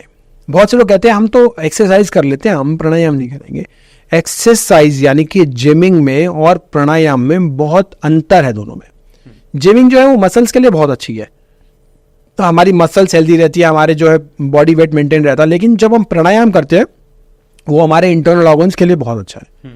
इंटरनल ऑर्गन्स से, क्योंकि हमारी बॉडी में 5 प्रकार की वायु और 72,000 नाड़ियां जो हैं वो हमारे शरीर को चला रही हैं, तो वो सारी जागृत हो जाती है, प्राण शक्ति हमारे शरीर में आती है। तो प्राणायाम जो है हमारे ऑर्गन्स के लिए, हमारी मेंटल हेल्थ के लिए बहुत ज्यादा फायदेमंद है। मेडिटेशन 5 मिनट अगर कर ली तो वो उसी प्रकार से जैसे हम जो है लकड़ी काटने से पहले शार्प करते हैं ऑब्जेक्ट को, उसी तरीके से मेडिटेशन 5 मिनट करने से हमारा पूरा दिन जो है वो बहुत अच्छा जाता है। तो ये छोटी छोटी चीजें कर लेंगे ना अगर, तो मेंटल हेल्थ भी बहुत अच्छी रहेगी, फिजिकल हेल्थ भी बहुत अच्छी रहेगी, और हम जब पूरा टाइम एनर्जी से भरपूर रहेंगे। आई थिंक ये मैंने कुछ वक्त पहले एक पॉडकास्ट किया था और वहां पर मुझे पहली बार स्वर विज्ञान के बारे में समझ में आया, जो आपने बताया कि नाड़ी चेक करो, और इससे मुझे भी खुद बहुत ज्यादा फायदा मिला। और थैंक यू, आपने ये शेयर किया, लोगों के लिए वापस से रिमाइंडर होगा कि कितनी छोटी सी चीज है कि आपको जमीन पर पैर कौन सा रखना है। और मैंने उसके बाद बहुत बदलाव देखे अपनी जिंदगी में, बहुत ज्यादा। तो ग्रेट सर, थैंक यू। अब ना मैं एक चीज आपसे यहाँ पर पूछना चाहूंगा कि जब हम लोगों को ना कुछ ऐसी चीजें हैं जैसे जो आपने बताई भी कि लोगों को डायबिटीज हो गया, लोगों को शुगर का इशू है, और ये लंबे इश्यूज हैं, मतलब अभी से नहीं है। और बहुत सारे लोगों को डायरेक्शन पता नहीं है कि क्या करना है, कहाँ जाना है, कौन से मेडिसिन, आयुर्वेद करें, क्या करें। तो लोगों को जो कंसल्ट कर देते हैं, लोग समझ लेते हैं, उसी को करते रहते हैं। बट मैं चाहता हूं कि आप थोड़ी सी कुछ ऐसी जो बहुत इंपॉर्टेंट प्रॉब्लम्स हैं, जो ज्यादातर लोग जिससे ग्रसित हैं, परेशान हैं, आयुर्वेद के जरिए हम क्या ट्रीटमेंट लिया जा सकता है जिससे उनको फायदा हो। जैसे कि डायबिटीज आज के वक्त में बहुत ज्यादा प्रॉब्लम वाली चीज है, तो डायबिटीज के केस में क्या करना चाहिए लोगों को? डायबिटीज जिन भी लोगों को अभी शुरू हुई है, बहुत ज्यादा नहीं बढ़ी है, तो वो एक गुड़मार औषधि आती है, गुड़मार आयुर्वेदिक औषधि है, उसका चूर्ण आता है। उसको चूर्ण को आप 1 चम्मच सुबह और 1 चम्मच शाम को लेना शुरू करो। 90% लोगों की डायबिटीज जो है वो कंट्रोल होने लग जाएगी। साथ में डाइट का थोड़ा ध्यान रखना है, हमें खाने पीने का ध्यान रखना है, और आधा से पौना घंटा हमें ब्रिस्क वॉक जरूर करनी है। ब्रिस्क वॉक के साथ अगर हमने ये बेसिक चीजें कर ली ना तो बहुत अच्छे रिजल्ट आएंगे। डायबिटीज जो है काफी ज्यादा कंट्रोल हो जाएगी। नहीं तो डायबिटीज क्या होता है, गोलियां, मतलब डायबिटीज की गोली खाते हैं उससे बीपी हो जाता है, बीपी की गोली खाते हैं उससे डायबिटीज होने की संभावना बढ़ जाती है। तो ये सारे जो है मिली जुली सरकार रहती है इनकी, एक आया दूसरा भी आता है, दूसरा आया पहला भी आता है। तो हमें जो है केमिकल वाली दवाइयों पर जितना निर्भरता कम होगी हमारी, वो अच्छा रहेगा। बहुत से लोगों को डायबिटीज हुआ, 2-4 साल बाद बीपी हो गया, बीपी के साथ डायबिटीज हो गई। तो गुड़मार चूर्ण सभी जो है वो लिख ले। ये जिनको शुगर है, जैसा कि नाम बता रहा है, गुड़ को मारने वाला। शक्कर जो है, हमारी जो शुगर बढ़ती है ना, तो हमारे सभी ऑर्गन्स पे बहुत ज्यादा इंपैक्ट पड़ता है। आम भाषा में बोलूं तो खून गाढ़ा हो गया हमारा। जब खून गाढ़ा हो गया, लीवर पे भी बहुत ज्यादा असर पड़ेगा, हार्ट पे भी पड़ेगा, सबको बहुत ज्यादा एफर्ट करना पड़ेगा, बहुत ज्यादा हमें मेहनत करनी पड़ेगी ऑर्गन्स को, जिस वजह से ऑर्गन्स की डैमेज होने की कॉम्प्लिकेशन बढ़ जाती है। तो 45 मिनट का ब्रिस्क वॉक, और खाना जो रात को खाएं और सोएं उसमें 4 घंटे का गैप होना चाहिए। ओके। Okay. 4 आवर्स की विंडो होनी चाहिए जब हम वो खाना रात को सो रहे हैं और खाना खाने के बीच में। ये कुछ चीजें अगर हमने कर ली तो डायबिटीज जो है वो कंट्रोल होगी। कितने पेशेंट है जिनकी शुगर नॉर्मल हो गई है, वो इंसुलिन चल रहा है, इंसुलिन बंद हो गया उनका। बेसिक चीजें हैं। नहीं, अगर इससे आपको बेनिफिट मिलेगा, लेकिन फिर भी आपको तो नियर बाय अपने किसी आयुर्वेदिक चिकित्सक को अपना फैमिली डॉक्टर बना लो, जो भी आपके आसपास है। आपको पूरी गाइडेंस मिलेगी वहां पे, पूरा आपको इसमें आयुर्वेदिक चिकित्सा से कैसे कैसे आपको बेनिफिट हो सकता है वहां पे मिलेगी। तो आपको मेन जो है फैमिली डॉक्टर, अपने आयुर्वेदिक डॉक्टर जो आपके आसपास है उससे बना लो। Amazing, amazing. इसके अलावा जैसे आपने बताया कि कई बार जो लोग डायबिटीज शुगर की दवाइयां ले रहे होते हैं वो परेशान हो जाते हैं बीपी से। अगर किसी को बीपी है, हाई है तो क्या, या लो है तो क्या क्या करना चाहिए उसको? देखो, लो बीपी है तो उसको तो खाने पीने से हम उसको ठीक कर सकते हैं, थोड़ा उसको नमक वाला पानी दिया, इस तरह की चीजें। तो लो बीपी तो होता है डेंजरस, ज्यादा इमीडिएट हो जाता है क्योंकि उसे चक्कर आने लग जाते हैं और कहीं पे भी गिर सकता है। हाँ। तो लो बीपी जो है जनरली कम होता है बट इट इज डेंजरस, तो हमें उसे इमीडिएट कंट्रोल करना चाहिए। हाई बीपी जिनको है, हाई बीपी, नमक ज्यादा खा रहे हैं, सबसे पहले तो वो नमक हमें कम करना चाहिए। हमने जो आयोडीन वाला नमक ले लिया, टेबल सॉल्ट बना दिया उसके ऊपर। हम जो टेबल सॉल्ट का कंसेप्ट है ना, ये सारा वेस्टर्न कॉन्सेप्ट है। हमारे यहाँ पे हम खाने के बीच में भी नमक डाल देते हैं और ऊपर से हमने डाल दिया क्योंकि हमें वेस्ट को कॉपी करना था। टेबल पे वो सॉल्ट रखते हैं, उसे टेबल सॉल्ट डालते हैं, उसे खाने में ऊपर डाल देते हैं। तो हमने दोनों तरीकों से नमक ले लिया, हमारा नमक डबल हो गया, सोडियम इंटेक हमारा डबल हो गया। अब वो बढ़ा हुआ नमक हमारे बीपी को जाके बढ़ाता है और हमारे जो आर्टरीज है, जो हमारे जो सारे ऑर्गन्स हैं, वहां पे जाके वो जोर पड़ता है, जिस वजह से वो डैमेज होने लग जाते हैं। तो नमक का इंटेक, सबसे पहले सॉल्ट का इंटेक कम करना है। दूसरा, नमक कौन सा लेना है? आयोडीन वाला जो नमक होता है ये केमिकली प्रोसेस्ड होता है। नेचुरल नमक होता है सेंधा नमक, जिसे पाकिस्तानी नमक भी कहते हैं। उस नमक का जो प्रयोग करते हैं तो वो कंपैरेटिवली हमारे शरीर के लिए अच्छा होता है, बेटर होता है, टेस्ट के लिए भी बेटर होता है और सोडियम भी उसमें कम होता है। तो आयोडीन वाला नमक हटा के सेंधा नमक का प्रयोग करेंगे तो बीपी भी कंट्रोल रहेगा और बीपी जैसी बीमारी भी नहीं होगी। दूसरा, जिनका भी बीपी बढ़ा हुआ है, सर्पगंधा टैबलेट आती है, किसी भी आयुर्वेदिक कंपनी की ले सकते हैं। एक गोली सुबह और एक गोली शाम को लेना शुरू करें, बीपी जो है वो कंट्रोल होना शुरू हो जाएगा। अगर ज्यादा कॉम्प्लिकेशन है तो नियर बाय किसी आयुर्वेदिक चिकित्सक से मिलके परामर्श लेके आप इसका करा सकते हैं, लेकिन सर्पगंधा टैबलेट से बीपी आपका कंट्रोल होना इजीली स्टार्ट हो जाएगा। तो ये कुछ चीजों का ध्यान रखेंगे। चाय कॉफी जहर समान है, उसको हमें बंद करना है बीपी वाले पेशेंट के लिए, उसे बिल्कुल बंद कर दीजिए, बीपी एकदम से बढ़ाएगी। कैफीन वाली ड्रिंक्स हैं वो हमें अवॉइड करनी है, फिजी ड्रिंक्स जितनी भी हैं, ये सारी चीजें जो अगर हमने खाना पीना ठीक कर लिया, साथ में ये कर लिया, बीपी भी कंट्रोल होना शुरू हो जाएगा। लेकिन अगर ये बढ़ती चली जाती है बीमारी तो वो कॉम्प्लिकेशन के रूप में डेवलप हो जाती है। दिमाग पे बीमारी को हावी नहीं होने देना, बीमारी कंट्रोल हो सकती है, लेकिन बहुत सी बार पेशेंट जाता है, उसे बोलता है बीमारी है तो गोली खानी है, जिंदगी भर खानी है, क्योंकि डॉक्टर्स उसका माइंडसेट ऐसा बना देते हैं। आज के समय में कितने पेशेंट है जिनका हमने आयुर्वेद के द्वारा बीपी की दवाइयां गोलियां छूटी हैं, बीपी ठीक हुआ है, शुगर की गोलियां छूटी है, शुगर ठीक हुआ है। बहुत सारे पेशेंट्स हैं, बहुत सारे पेशेंट्स की वीडियोस भी उपलब्ध हैं यूट्यूब चैनल पे हमारे, और वहां जाके भी आप देख सकते हैं किस प्रकार से इन पेशेंट्स को रिलीफ मिला।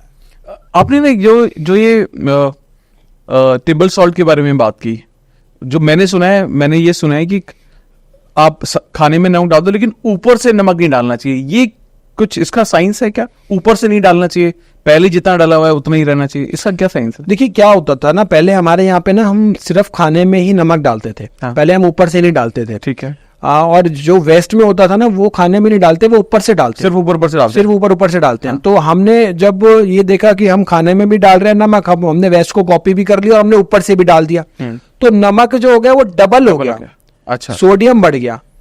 टेबल सॉल्ट का कॉन्सेप्ट है, ये बाहर का है, ये इंडियन कॉन्सेप्ट नहीं है, क्योंकि हमने खाने में डाल दिया तो वो बेटर रहता है हमारे लिए, क्योंकि वो प्रॉपरली डाइजेस्ट होता है, हमारे शरीर के लिए अच्छा रहता है। ऊपर से जब हम डालते हैं वो हमारे शरीर के लिए नुकसान देता है। Okay okay okay. और डबल भी हो गया, सोडियम भी बढ़ गया हमारे शरीर में। मतलब आपका कहना है जब उसको बनाते वो डाला जाता है तो वो अच्छे से बेटर है। और पहले ऐसे ही डालते थे हम शुरू से इसी तरीके से ही यूज करते आ रहे नमक। लेकिन हमने क्या देखा कि हमें तो आंख बंद करके कॉपी करना है, हमने अपनी टॉयलेट सीट बदल दी। हम पहले इंडियन टॉयलेट सीट का यूज करते थे, अब वेस्टर्न पे आ गए। हमने टेबल सॉल्ट का यूज करना शुरू कर दिया। हमने सुखासन में खाना खाते थे, अब आज हम डाइनिंग टेबल पे खाना खा रहे हैं। हमने जो है सब चीजें अपने आसपास चेंज कर दी। उसके कारण से, चेंज करने के कारण से हमारे शरीर जो है वो बीमारियों का घर बनता गया। इन सब चीजों के ना साइंटिफिक रीजंस हैं कि हमें क्यों ऐसे नहीं करना चाहिए, क्या क्या इनके साइड इफेक्ट होते हैं। लेकिन अगर शॉर्ट में बोलूँ ना, तो हमें अपनी संस्कृति की तरफ वापस आना चाहिए। हमें ये देखना चाहिए कि हमारे जो पहले के जो पूर्वज थे उनकी शतायु हुआ करती थी, और आज जो है भारत की एवरेज आयु 60-65 वर्ष हो चुकी है, इतनी कम हो चुकी है। जापान के अंदर 1 लाख लोग ऐसे हैं जो 100 वर्ष के ऊपर हैं। कितनी बड़ी बात है। वहां पे जीवन जो है वो इतना मतलब अच्छा है कि लोग इतने अच्छे जीवन काल में जी रहे हैं, लेकिन यहाँ पे 60 में किसी को हार्ट अटैक आ रहा है, किसी को 65 में प्रॉब्लम हो रही है। मतलब एवरेज एज ही बहुत ज्यादा कम हो चुकी है। Right sir, right. एक चीज ना, जैसे एक और प्रॉब्लम है आज के टाइम में, वेट का इशू बहुत है, ओवर वेट होना। लोग ऑब्वियसली वो उसके बहुत सारे कारण हैं, लाइफस्टाइल है, खाना पीना, जैसे आपने बताया बहुत सारी चीजें डिस्टर्ब हो रखी हैं। तो अगर कोई ओवर वेट है तो उसको क्या आयुर्वेद का सोल्यूशन हो सकता है उसके लिए? देखिए, बहुत से लोग ना ओवरवेट, बहुत सारे पेशेंट्स का वेट जो है वो कम हुआ है। कैसे क्या करना है उसके लिए बेसिक चीज़ों का फॉलो करना है। हमेशा जब भी हम खाना खाए ना, खाने को पीना है, खाना पीना, ओके। खाने को पीना है। मतलब खाना जब हम खाते हैं तो उसे हमें च्यू करके खाना है, आराम से, बिल्कुल पेस्ट बना के हमें उसको मुंह के अंदर लेके जाना है, पेट के अंदर लेके जाना है। तो इतना आराम से उसे हम खाएं कि वो लिक्विड फॉर्म में हो जाए, मुंह में हमारा लिक्विड फॉर्म में हो जाए। बहुत से 32 बार चबा, 40 बार, उसके पीछे का यही रीजन है कि हम लिक्विड फॉर्म में वो खाना हो जाए और आराम से डाइजेस्ट हो। और जब वो लिक्विड फॉर्म में हो जाता है ना, तो साथ में उसके हमारे जो बॉडी में, हमारे जो मुंह में अमाइलेज है, वो अमाइलेज एंजाइम भी मिल जाता है और वो बॉडी में जाके अच्छे से डाइजेस्ट भी होता है। सबसे पहले तो हमें ये करना है। दूसरा, जो भी लोग खाना वेट लॉस करना चाहते हैं उनको एक जहर छोड़ना है। उस जहर का नाम है चीनी। ये चीनी जो है ना, ये सेकंड मोस्ट एडिक्टिव चीज है कोकेन के बाद। और हम चीनी सब जगह हमारे आसपास है, मिठाइयों में, ड्रिंक्स में, फिजी ड्रिंक्स में, कोल्ड ड्रिंक में, चाय में, कॉफी में, सब जगह पे चीनी है। कई जगहों पे तो दालों में, सब्जियों में भी चीनी डालते हैं, कई प्रांतों में तो। हाँ, गुजरात में शायद। हाँ, मीठा। तो ये जो चीनी है जो ये बहुत ज्यादा नुकसान देती है हमें। चीनी में ऐसी कोई भी चीज नहीं है जो हमारी बॉडी को चाहिए होती है। हमारी बॉडी को बहुत सारे पोषक तत्व चाहिए, विटामिन चाहिए होते हैं, मिनरल चाहिए होते हैं, प्रोटीन चाहिए होते हैं, फास्फोरस, पोटेशियम। चीनी में ऐसा कुछ भी नहीं है। चीनी में सिर्फ जहर है जो हम चीनी में डूबे पड़े हैं। पहले हमारे यहाँ पे चीनी कोई नहीं यूज करता था, हम सिर्फ गुड़ यूज करते थे, शक्कर यूज करते थे। लेकिन आज के समय में हम चीनी का इतना ज्यादा आदी हो चुके हैं कि हम चीनी ही खाए जा रहे हैं। और चीनी जो है, वेट लॉस जिनको करना है वो चीनी उनको सबसे पहले छोड़नी पड़ेगी, कट डाउन शुगर। ठीक है, ओके। उसके बाद जिनको वेट लॉस करना है, हमें खाने की विंडो सेट करनी है। जठर अग्नि जो है ना, हमारी डाइजेस्टिव फायर है, वो हमारे सूर्य के अनुसार काम करती है। तो सूर्यास्त के बाद हमें कुछ नहीं खाना है और सूर्योदय से पहले हमें कुछ नहीं खाना है। 9 to 6 की विंडो हम लेंगे, जिसके आज के डेट में इंटरमिटेंट फास्टिंग भी कहते हैं। आयुर्वेद में ये कई हजार साल पहले बता दिया गया था कि हमें इस विंडो में खाना है जब हमारी बॉडी वो डाइजेस्ट भी कर पाए। डाइजेस्टिव फायर तो हमारी तभी चल रही है ना, और हम रात को खा रहे हैं, वो ऑनलाइन ऑर्डर कर रहे हैं, दुनिया भर की हम चीजें मंगा रहे हैं, और दुनिया भर हम जो है रात को ही हम खा रहे हैं। मैं देखता हूँ रोज रात को खाते हैं, कई लोग कहते हैं दिन में खाते नहीं, रात को ही खा रहे हैं हम। तो खाना पचेगा कैसे? खाना वो जाके वो आंतों में जमेगा, दुनिया भर के फैट बनाएगा, दुनिया भर की गड़बड़ करेगा शरीर में जाके। बिल्कुल। तो हमें ये भी करने की जरूरत है कि हम अपनी विंडो सेट कर लें, 9 to 6 में खाएं, जब हमारे सूर्योदय के बाद, सूर्यास्त के बाद कुछ नहीं खाना, रात को कुछ नहीं खाना, वो पचेगा नहीं। उसके साथ साथ बहुत से लोग जो है कहते हैं हम तो कुछ खाते नहीं खाना, मतलब जो कॉमनली सुनने में आता है। लेकिन वो ये भूल जाते हैं वो बीच में क्या खा रहे हैं। वो थोड़ी देर में 8-2 घंटे में कुछ ना कुछ खा रहे होते हैं, लेकिन उन्हें फील नहीं होता। ये रेगुलर मंचिंग की हैबिट है ना, ये बड़ा नुकसान देती है। इसको हमें अवॉइड करना है। पाम ऑयल के बने हुए जो हम खा रहे हैं, पैकेट्स खा रहे हैं दुनिया भर के बड़े बड़े ब्रांड्स के, सभी के पीछे लिखा होता है, आप पीछे पढ़ लेना, पाम ऑयल। पाम ऑयल कितना खराब है? पाम ऑयल जाके सीधा हमारी जो आर्टरीज है उनको ब्लॉक करता है, जाके जमता है वो पाम ऑयल, क्योंकि वो इतने टेम्परेचर पे बना होता है, हमारी बॉडी उसको कैसे डाइजेस्ट करेगी। जितने भी मिक्सर बनते हैं, क्योंकि सबसे सस्ता होता है पाम ऑयल और सभी को जो है प्रॉफिट चाहिए, तो पाम ऑयल में सारे मिक्सर 95% मिक्सचर जो है पाम ऑयल में बनते हैं। और पाम ऑयल मंचिंग करे जा रहे हैं, खाए जा रहे हैं, दुनिया भर की बीमारियां हम ले जा रहे हैं। नमक अलग जाता है, दुनिया भर की चीजें, चीनी अलग जाती है। जितने भी पैकेट फूड है, पैकेज फूड है, इन सब में चीनी यूज होती है, प्रिजर्वेटिव होता है, चीनी होती है। तो ये सारी चीजें जो है हमें अवॉइड करनी है। तो ये हमें कुछ चीजों का ध्यान रखना है। प्लस ब्रिस्क वॉक जरूर करनी है।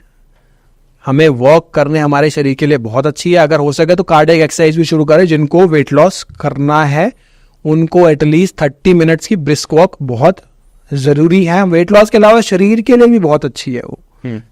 जब वॉक करते हैं तो सारी चीजें जो है वो अपने आप ही सिस्टम जो है वो फ्लो में आ जाता है जी। तो ये बहुत जरूरी है कि हम इन चीजों का ध्यान रखें, 5 मिनट का प्राणायाम भी करें, अनुलोम विलोम भी करें, उससे भी काफी है। ग्रेट। एक चीज ना मैंने कुछ दिन पहले सुनी थी, जैसा आपने बोला रील से जो बहुत सारे लोग देखते हैं, उसमें ये बोला, मतलब I don't know how, but उसमें ये बोला गया था कि डिनर के बाद जब आप वॉक करते हो उसका कोई फायदा नहीं है। क्या ऐसा है?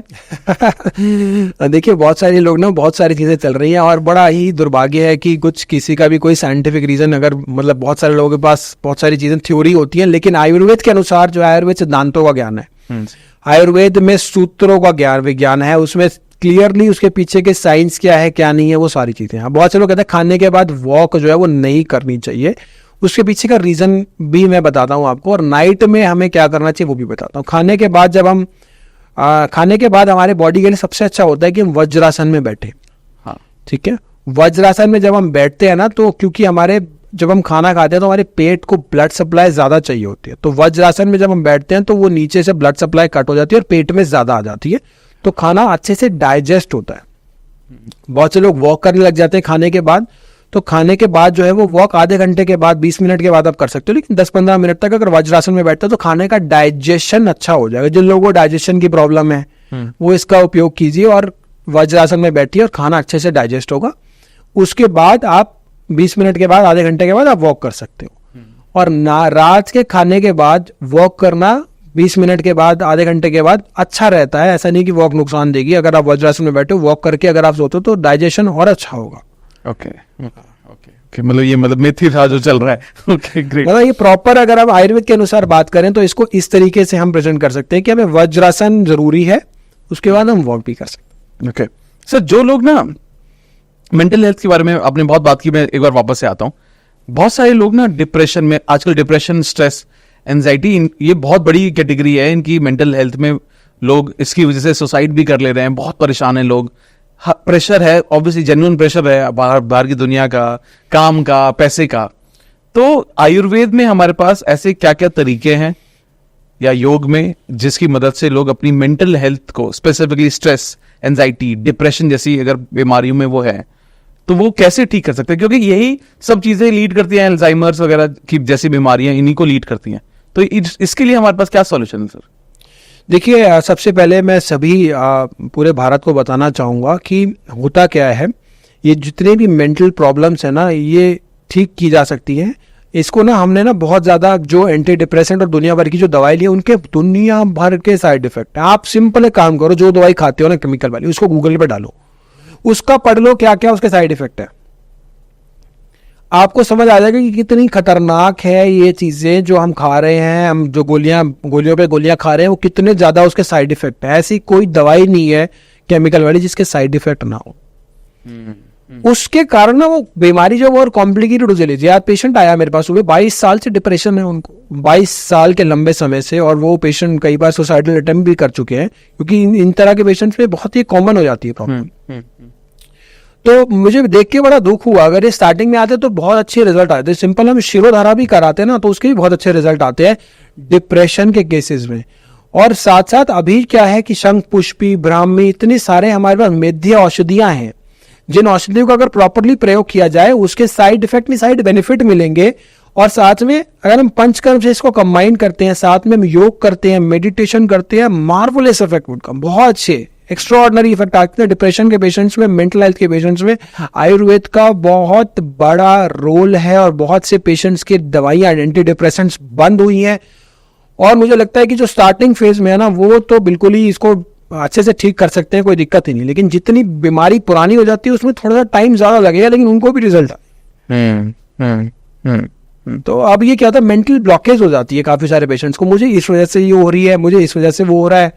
अब इस मेंटल ब्लॉकेज को ठीक करने के लिए पहले अपने इंद्रियों पे कंट्रोल करना जरूरी है, इंद्रियों पे विजय पाना भी जरूरी है, जो हमें आयुर्वेद से सीखने को मिलता है। बिकॉज इट्स आयुर्वेद एक ऐसी साइंस है जो एक उपवेद है, अथर्ववेद का उपवेद है आयुर्वेद, जो एक रिलीजियस उससे रिलेटेड है। दुनिया में 100 से अधिक पैथी है और किसी पैथी में ऐसा नहीं है। तो हम पूरी हेल्थ के ऊपर फोकस करते हैं। डिप्रेशन जैसी प्रॉब्लम जो स्टार्टिंग से ही ठीक हो सकती है, अगर हम कुछ, मैंने चीजें भी बताई पहले कैसे कैसे कर सकते हैं, उसके साथ साथ अगर हम ये फॉलो कर ले, शिरोधारा करा ले, अभ्यंग करा ले, हफ्ते में एक बार अभ्यंग सबको कराना चाहिए। बॉडी बढ़िया ये रहती है। क्या है अभ्यंग, थोड़ा सा आप बता पाएंगे? आम भाषा में बोलूँ तो पंचकर्मा की जो थेरेपीज होती है, मसाज होती है बॉडी के ऊपर, वो होती है, लेकिन उसमें हम अलग अलग प्रकार के मर्म होते हैं जो हम बॉडी में कहते हैं, जिसको प्रेस करा जाता है, जिससे बॉडी जो है वो अच्छी रहती है। एक्यूपंक्चर है? एक्यूपंक्चर टोटली डिफरेंट है, ये पंचकर्मा थेरेपी में आता है। पंचकर्मा की है जिसमें अभ्यंग हम फुल बॉडी में मेडिकेटेड ऑयल के द्वारा पूरी बॉडी में करते हैं। साथ साथ अगर मान लीजिए किसी घुटने में दर्द है, जानू वस्ती देते हैं, किसी को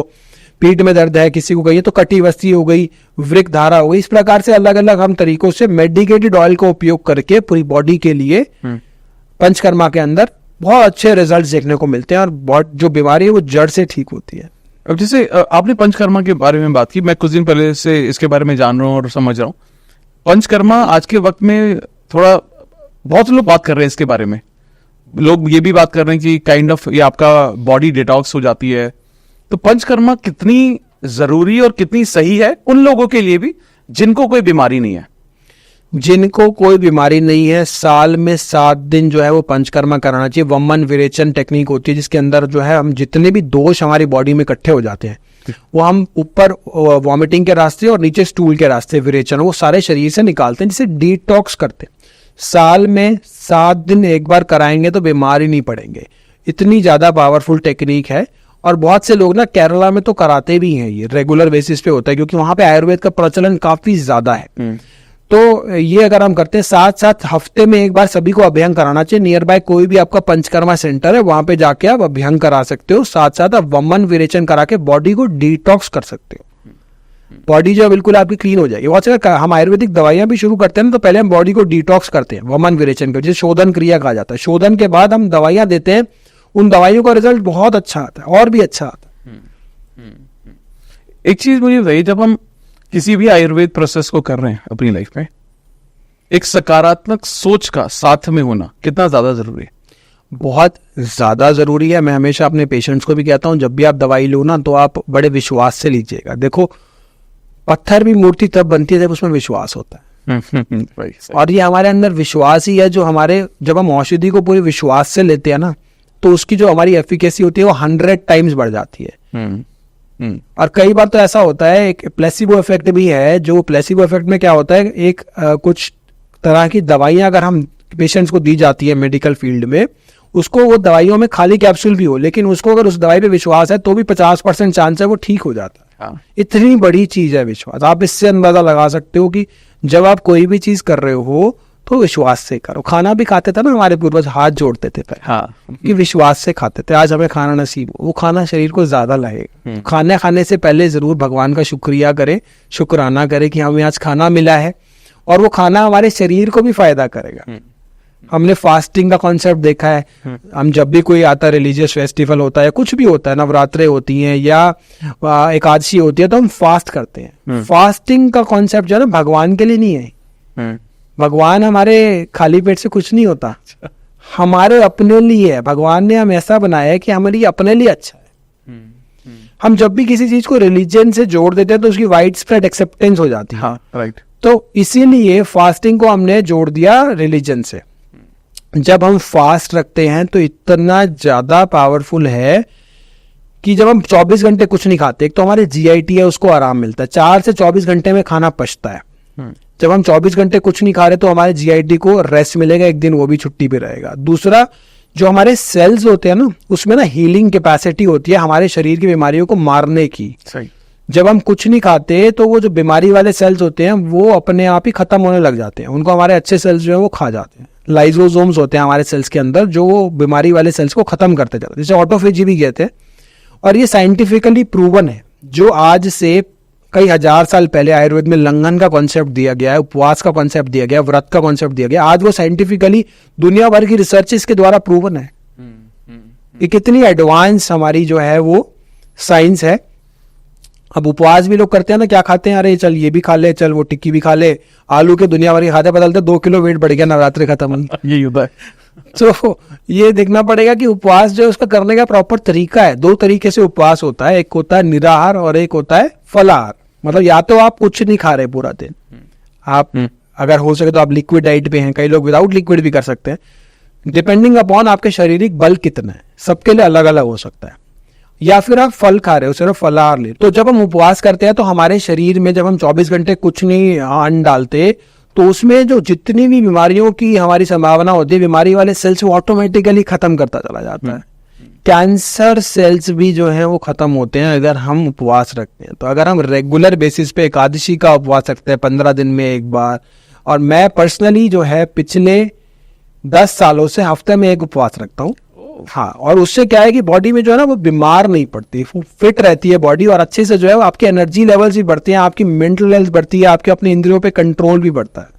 वो तो आपके चेहरे पर देख के चमक वो लग रहा है मुझे। जी, तो ये बहुत जरूरी है कि हम उपवास को अच्छे से फॉलो करें, उसको अच्छे से हम प्रॉपरली रखें और रिलीजियसली करें उसको। तो ये आइडियली जैसे बताया, जैसे एकादशी तो हर 15 दिन में, आइडियल क्या है, महीने भर में एक फास्ट होना चाहिए? अगर हफ्ते में एक फास्ट रखते हैं ना तो बहुत अच्छा है हमारे शरीर के लिए। अगर जो नहीं रख सकते 15 दिन में एक रख ले, महीने में एक रख ले, 3 महीने में एक रख ले, लेकिन रखे जरूर।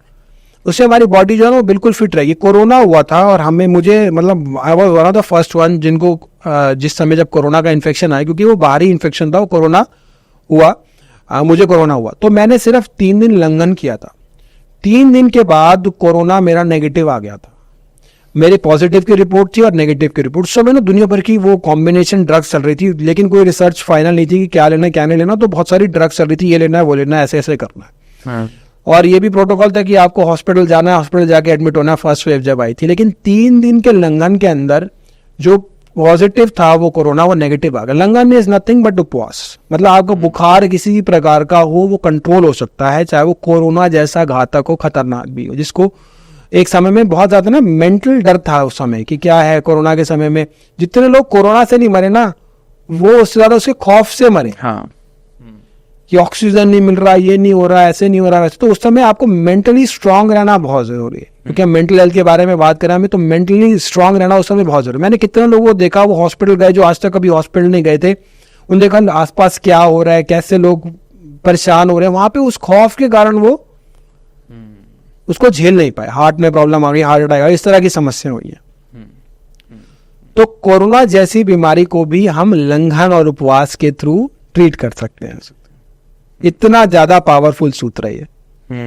डॉक्टर साहब, एक और चीज जो बड़ी इंपॉर्टेंट है आज के डेट में, बहुत सारे लोगों को, मेरी पहचान में भी बहुत लोग हैं जो कॉन्स्टिपेशन बहुत होता है, पेट साफ नहीं होता उनका। एक कारण तो जो मुझे लगता है, जो आपने भी शेयर किया शुरू में, कि वो इंडियन सीट से लेकर वेस्टर्न सीट हो गई है, ये एक बहुत बड़ा कारण हो सकता है। और हम इसको एक्चुअली सॉल्व कैसे कर सकते हैं अगर हमारे पास ऑप्शन नहीं है तो? देखिए क्या है कि कॉन्स्टिपेशन को ठीक करने के लिए ना सबसे अच्छा और पावरफुल सूत्र है कि हम ना सुबह जब हम उठे तो पानी पिए, ये सबको पता है, लेकिन पानी कैसे पिए और कितना पिए वो उस पर बात करते हैं। पानी जब हम पिए सुबह उठ के तो मलासन में बैठ के पिए, जिसको मलासन से उखड़ू बैठना भी कह सकते हो आप, इंडियन टॉयलेट सीट पे जैसे बैठते हैं उस पोजीशन में बैठ के अगर हम पानी पीते हैं तो अपान वायु पे ना बंद लग जाता है। अपान वायु जो है हमारी स्टूल क्लियर करने में हेल्प करती है, तो अपान वायु पे बंद लग जाता है। तो हम पानी पिए तो एटलीस्ट हम 1.5-2 ग्लास पानी पी सकते हैं, लेकिन पानी भी हमेशा ना इकट्ठे नहीं पीना। हमें 150-200 ml से ज्यादा पानी हमें एक बारी में नहीं पीना चाहिए। इट शुड बी लाइक हमें थोड़ी देर गैप देना फिर पानी पीना। तो 1.5 ग्लास या 2 ग्लास अगर हम पानी पीते हैं, मल आसन में बैठ के पानी पीते हैं, तो अपान वायु के बंद के कारण जो है वो पेट जो है वो अच्छे से क्लियर होता है। जब हम उस बंद से उठ के सीट पर जाते हैं, वॉशरूम सीट पर जाते हैं, तो ये अगर फॉलो करते हैं, इस पोजीशन में बैठ के 1.5-2 ग्लास पानी का सेवन करते हैं, आराम से थोड़ा करते हैं, तो 90% लोगों की कॉन्स्टिपेशन जो है वो ठीक हो जाएगी। अगर बहुत क्रोनिक नहीं है तो इसी से ठीक हो जाएगी कॉन्स्टिपेशन। मल आसन में बैठ के जो है हमें पानी का सेवन करना है। मलासन में बैठ के पहले यूरिन भी किया करते थे हम, आजकल तो हम सीट में बैठ के खड़े होकर यूरिन कर रहे हैं, प्रोस्टेट की प्रॉब्लम बढ़ती चली जा रही है। जब मलासन में बैठ के यूरिन करते हैं तो पेट जो है वो प्रॉपर खाली, यूरिन जो है ब्लैडर जो है हमारा वो प्रॉपर खाली होता है। उस वजह से जो यूरिन जो है वो बचता नहीं है ब्लैडर में, और प्रोस्टेट की समस्या जो कितनी गंभीर समस्या है वो भी नहीं होती। तो छोटी सी चीज अगर हम जो बढ़ती चली जा रही है, स्पेशली मेल्स में जो इतनी ज्यादा समस्या प्रोस्टेट की हो रही है, प्रोस्टेट एनलार्जमेंट हो रही है, अगर हम मलासन में बैठ के यूरिन करते हैं, इंडियन टॉयलेट सीट जिसको कहते थे, तो उसमें प्रोस्टेट की समस्या जो है वो भी नहीं होगी। पहले कहाँ इतना हमने सुना था प्रोस्टेट की प्रॉब्लम हो रही है। आज दुनिया भर के प्रोस्टेट एनलार्जमेंट होती है, फिर वो प्रोस्टेट कैंसर के रूप में बदल जाता है। प्रोस्टेट कैंसर भी नहीं होगा, प्रोस्टेट की समस्या भी काफी कम होगी और कॉन्स्टिपेशन जो है वो तो बिल्कुल जड़ से ठीक होगी। उसके अलावा साइड बेनिफिट्स तो मिलेंगे जिसकी अगर हम बात करेंगे तो शायद हम कई घंटों तक बात करेंगे। बिल्कुल सर। एक और मैं वापस एक बहुत पहले आपने छेड़ा भी था कि जब हम आयुर्वेद की बात करते हैं तो एक एलिमेंट बहुत इंपॉर्टेंट है जो कि है मेडिटेशन, क्योंकि मैं बहुत ज़्यादा प्रमोट करता हूँ मेडिटेशन के बारे में, बहुत बात भी करता हूँ। तो मेडिटेशन का होना, मेडिटेशन को करना, या कोई ऐसी विधि है, कोई तरीका है, स्पेसिफिक तरीका मेडिटेशन का, जिससे अगर कोई अपनी जर्नी की शुरुआत कर रहा है, मेडिटेशन की शुरुआत कर रहा है, तो उसको बहुत ज़्यादा लाभ हो सकते हैं?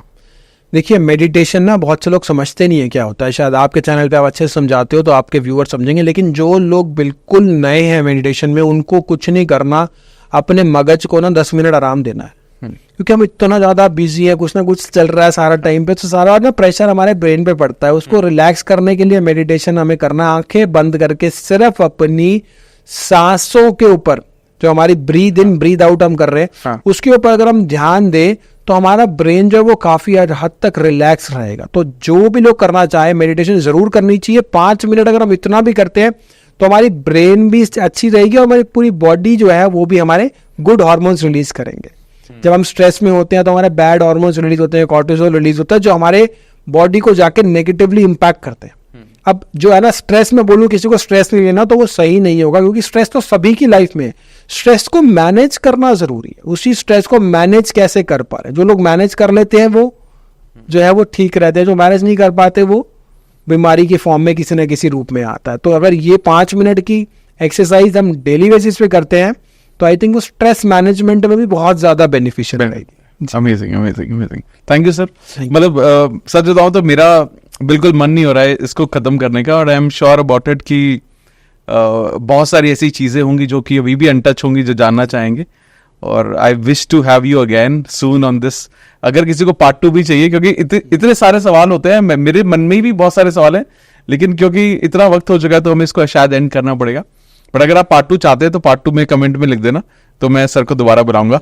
डॉक्टर साहब, एक चीज, जो एक ऐसी एडवाइस जो आप, फाइनल एडवाइस जो हमारी ऑडियंस को देना चाहते हैं। तो जितने भी लोग जो है बीमारी से अगर पीड़ित हैं किसी भी प्रकार से, तो मैं उनको इतना कहना चाहूंगा कि आप आयुर्वेद की शरण में जरूर आएं और आयुर्वेदिक ट्रीटमेंट कराएं, औषधियां, पंचकर्मा थेरेपीज लें, आपको बहुत अच्छे रिजल्ट्स नजर आएंगे। लेकिन आने से पहले सिर्फ इसलिए नहीं आना कि किसी ने बोल दिया, किसी से सुन लिया। आने से पहले पूर्ण विश्वास से आना। वही विश्वास आपकी बीमारी में हेल्प करने में भी, बीमारी को ठीक करने में भी बहुत ज्यादा मदद करेगा, बहुत ज्यादा हेल्पफुल रहेगा। तो बहुत जरूरी है कि हम जो भी खाएं और जो भी दवा लें और जो खाना खाएं, वो पूर्ण विश्वास से, तसल्ली से, एकाग्र मन से सारे काम छोड़ के उस समय खाने पे ही फोकस करें। वही खाना हमारे शरीर को लगेगा और वो 7 धातुओं के निर्माण में मदद करेगा। शरीर तंदुरुस्त रहेगा, बीमारी नहीं लगेगी शरीर में। So thank you so much sir इस चीज के लिए। और एक और जस्ट लास्ट क्वेश्चन, अगर कोई भी पर्सन आपसे डायरेक्टली इन टच आना चाहता है, तो आई नो आपका यूट्यूब चैनल है, इंस्टाग्राम है, कोई और तरीका भी है जिससे वो आपके साथ जुड़ सकता है डायरेक्टली? हमारे 15 क्लिनिक्स और हॉस्पिटल हैं पूरे इंडिया में, सभी मेजर मेट्रोज में। तो अगर किसी को परामर्श लेना है तो वो हमारे यहाँ पे कॉल करके परामर्श भी ले सकता है, नहीं तो आप नियर बाय किसी भी आयुर्वेदिक डॉक्टर से परामर्श ले सकते हैं। और अगर हो सके तो बिना डॉक्टर के भी आप ठीक होने का प्रयास कीजिए, डाइट योगा से प्रयास कीजिए, वो सबसे अच्छी चीज। दवाइयां भी आयुर्वेदिक भी लास्ट में लेनी है, हमें पहले डाइट और योगा से घर बैठे ठीक होने का प्रयास कीजिए। Amazing sir, so thank you so much for this, and I am sure आज का जो पूरा पॉडकास्ट है वो बहुत लोगों के लिए बहुत ज्यादा नॉलेज लेकर आएगा और बहुत अच्छी हेल्थ लेकर आएगा। क्योंकि मेरे को कहीं ना कहीं ये लगता है, मेरे को भी महसूस होता है कि कहीं ना कहीं आयुर्वेद है जो हम कहीं ना कहीं भूल गए हैं जी। और आज शायद ये वक्त है इसी पॉडकास्ट के माध्यम से कि शायद हम कुछ चीजें हम इसको अपनी लाइफ में इंप्लीमेंट करके शुरुआत कर सकते हैं, और जब अगर उसका असर लगे तो लाइफ के हर एरिया में उसको अपना सकते हैं जी। तो वैसे तो आपने बोला है कि कहीं पर भी बात कर लें, बट मैं फिर भी सर के लिंक्स है मैं डिस्क्रिप्शन में डाल दूंगा, इनके जो भी वेबसाइट डिटेल है लिंक में डाल दूंगा और डिस्क्रिप्शन में मैं डाल दूंगा। और अगर आपको लगता है डायरेक्टली आपको इनसे कंसल्ट करना है, इनके हॉस्पिटल चेन है इतनी बड़ी, उनसे कांटेक्ट करना है, तो आप उनसे डायरेक्टली भी कर सकते हैं। लेकिन सबसे इंपॉर्टेंट है आप इनके जो सोशल मीडिया है उन सभी प्लेटफॉर्म्स को फॉलो जरूर करें, ताकि वो जो कंटेंट है डायरेक्टली जो कंटेंट बना रहे हैं वो डायरेक्टली कंज्यूम कर सके और आपको ये same vibration same energy directly मिल सके। सर बहुत बहुत धन्यवाद। Thank you so much, pleasure.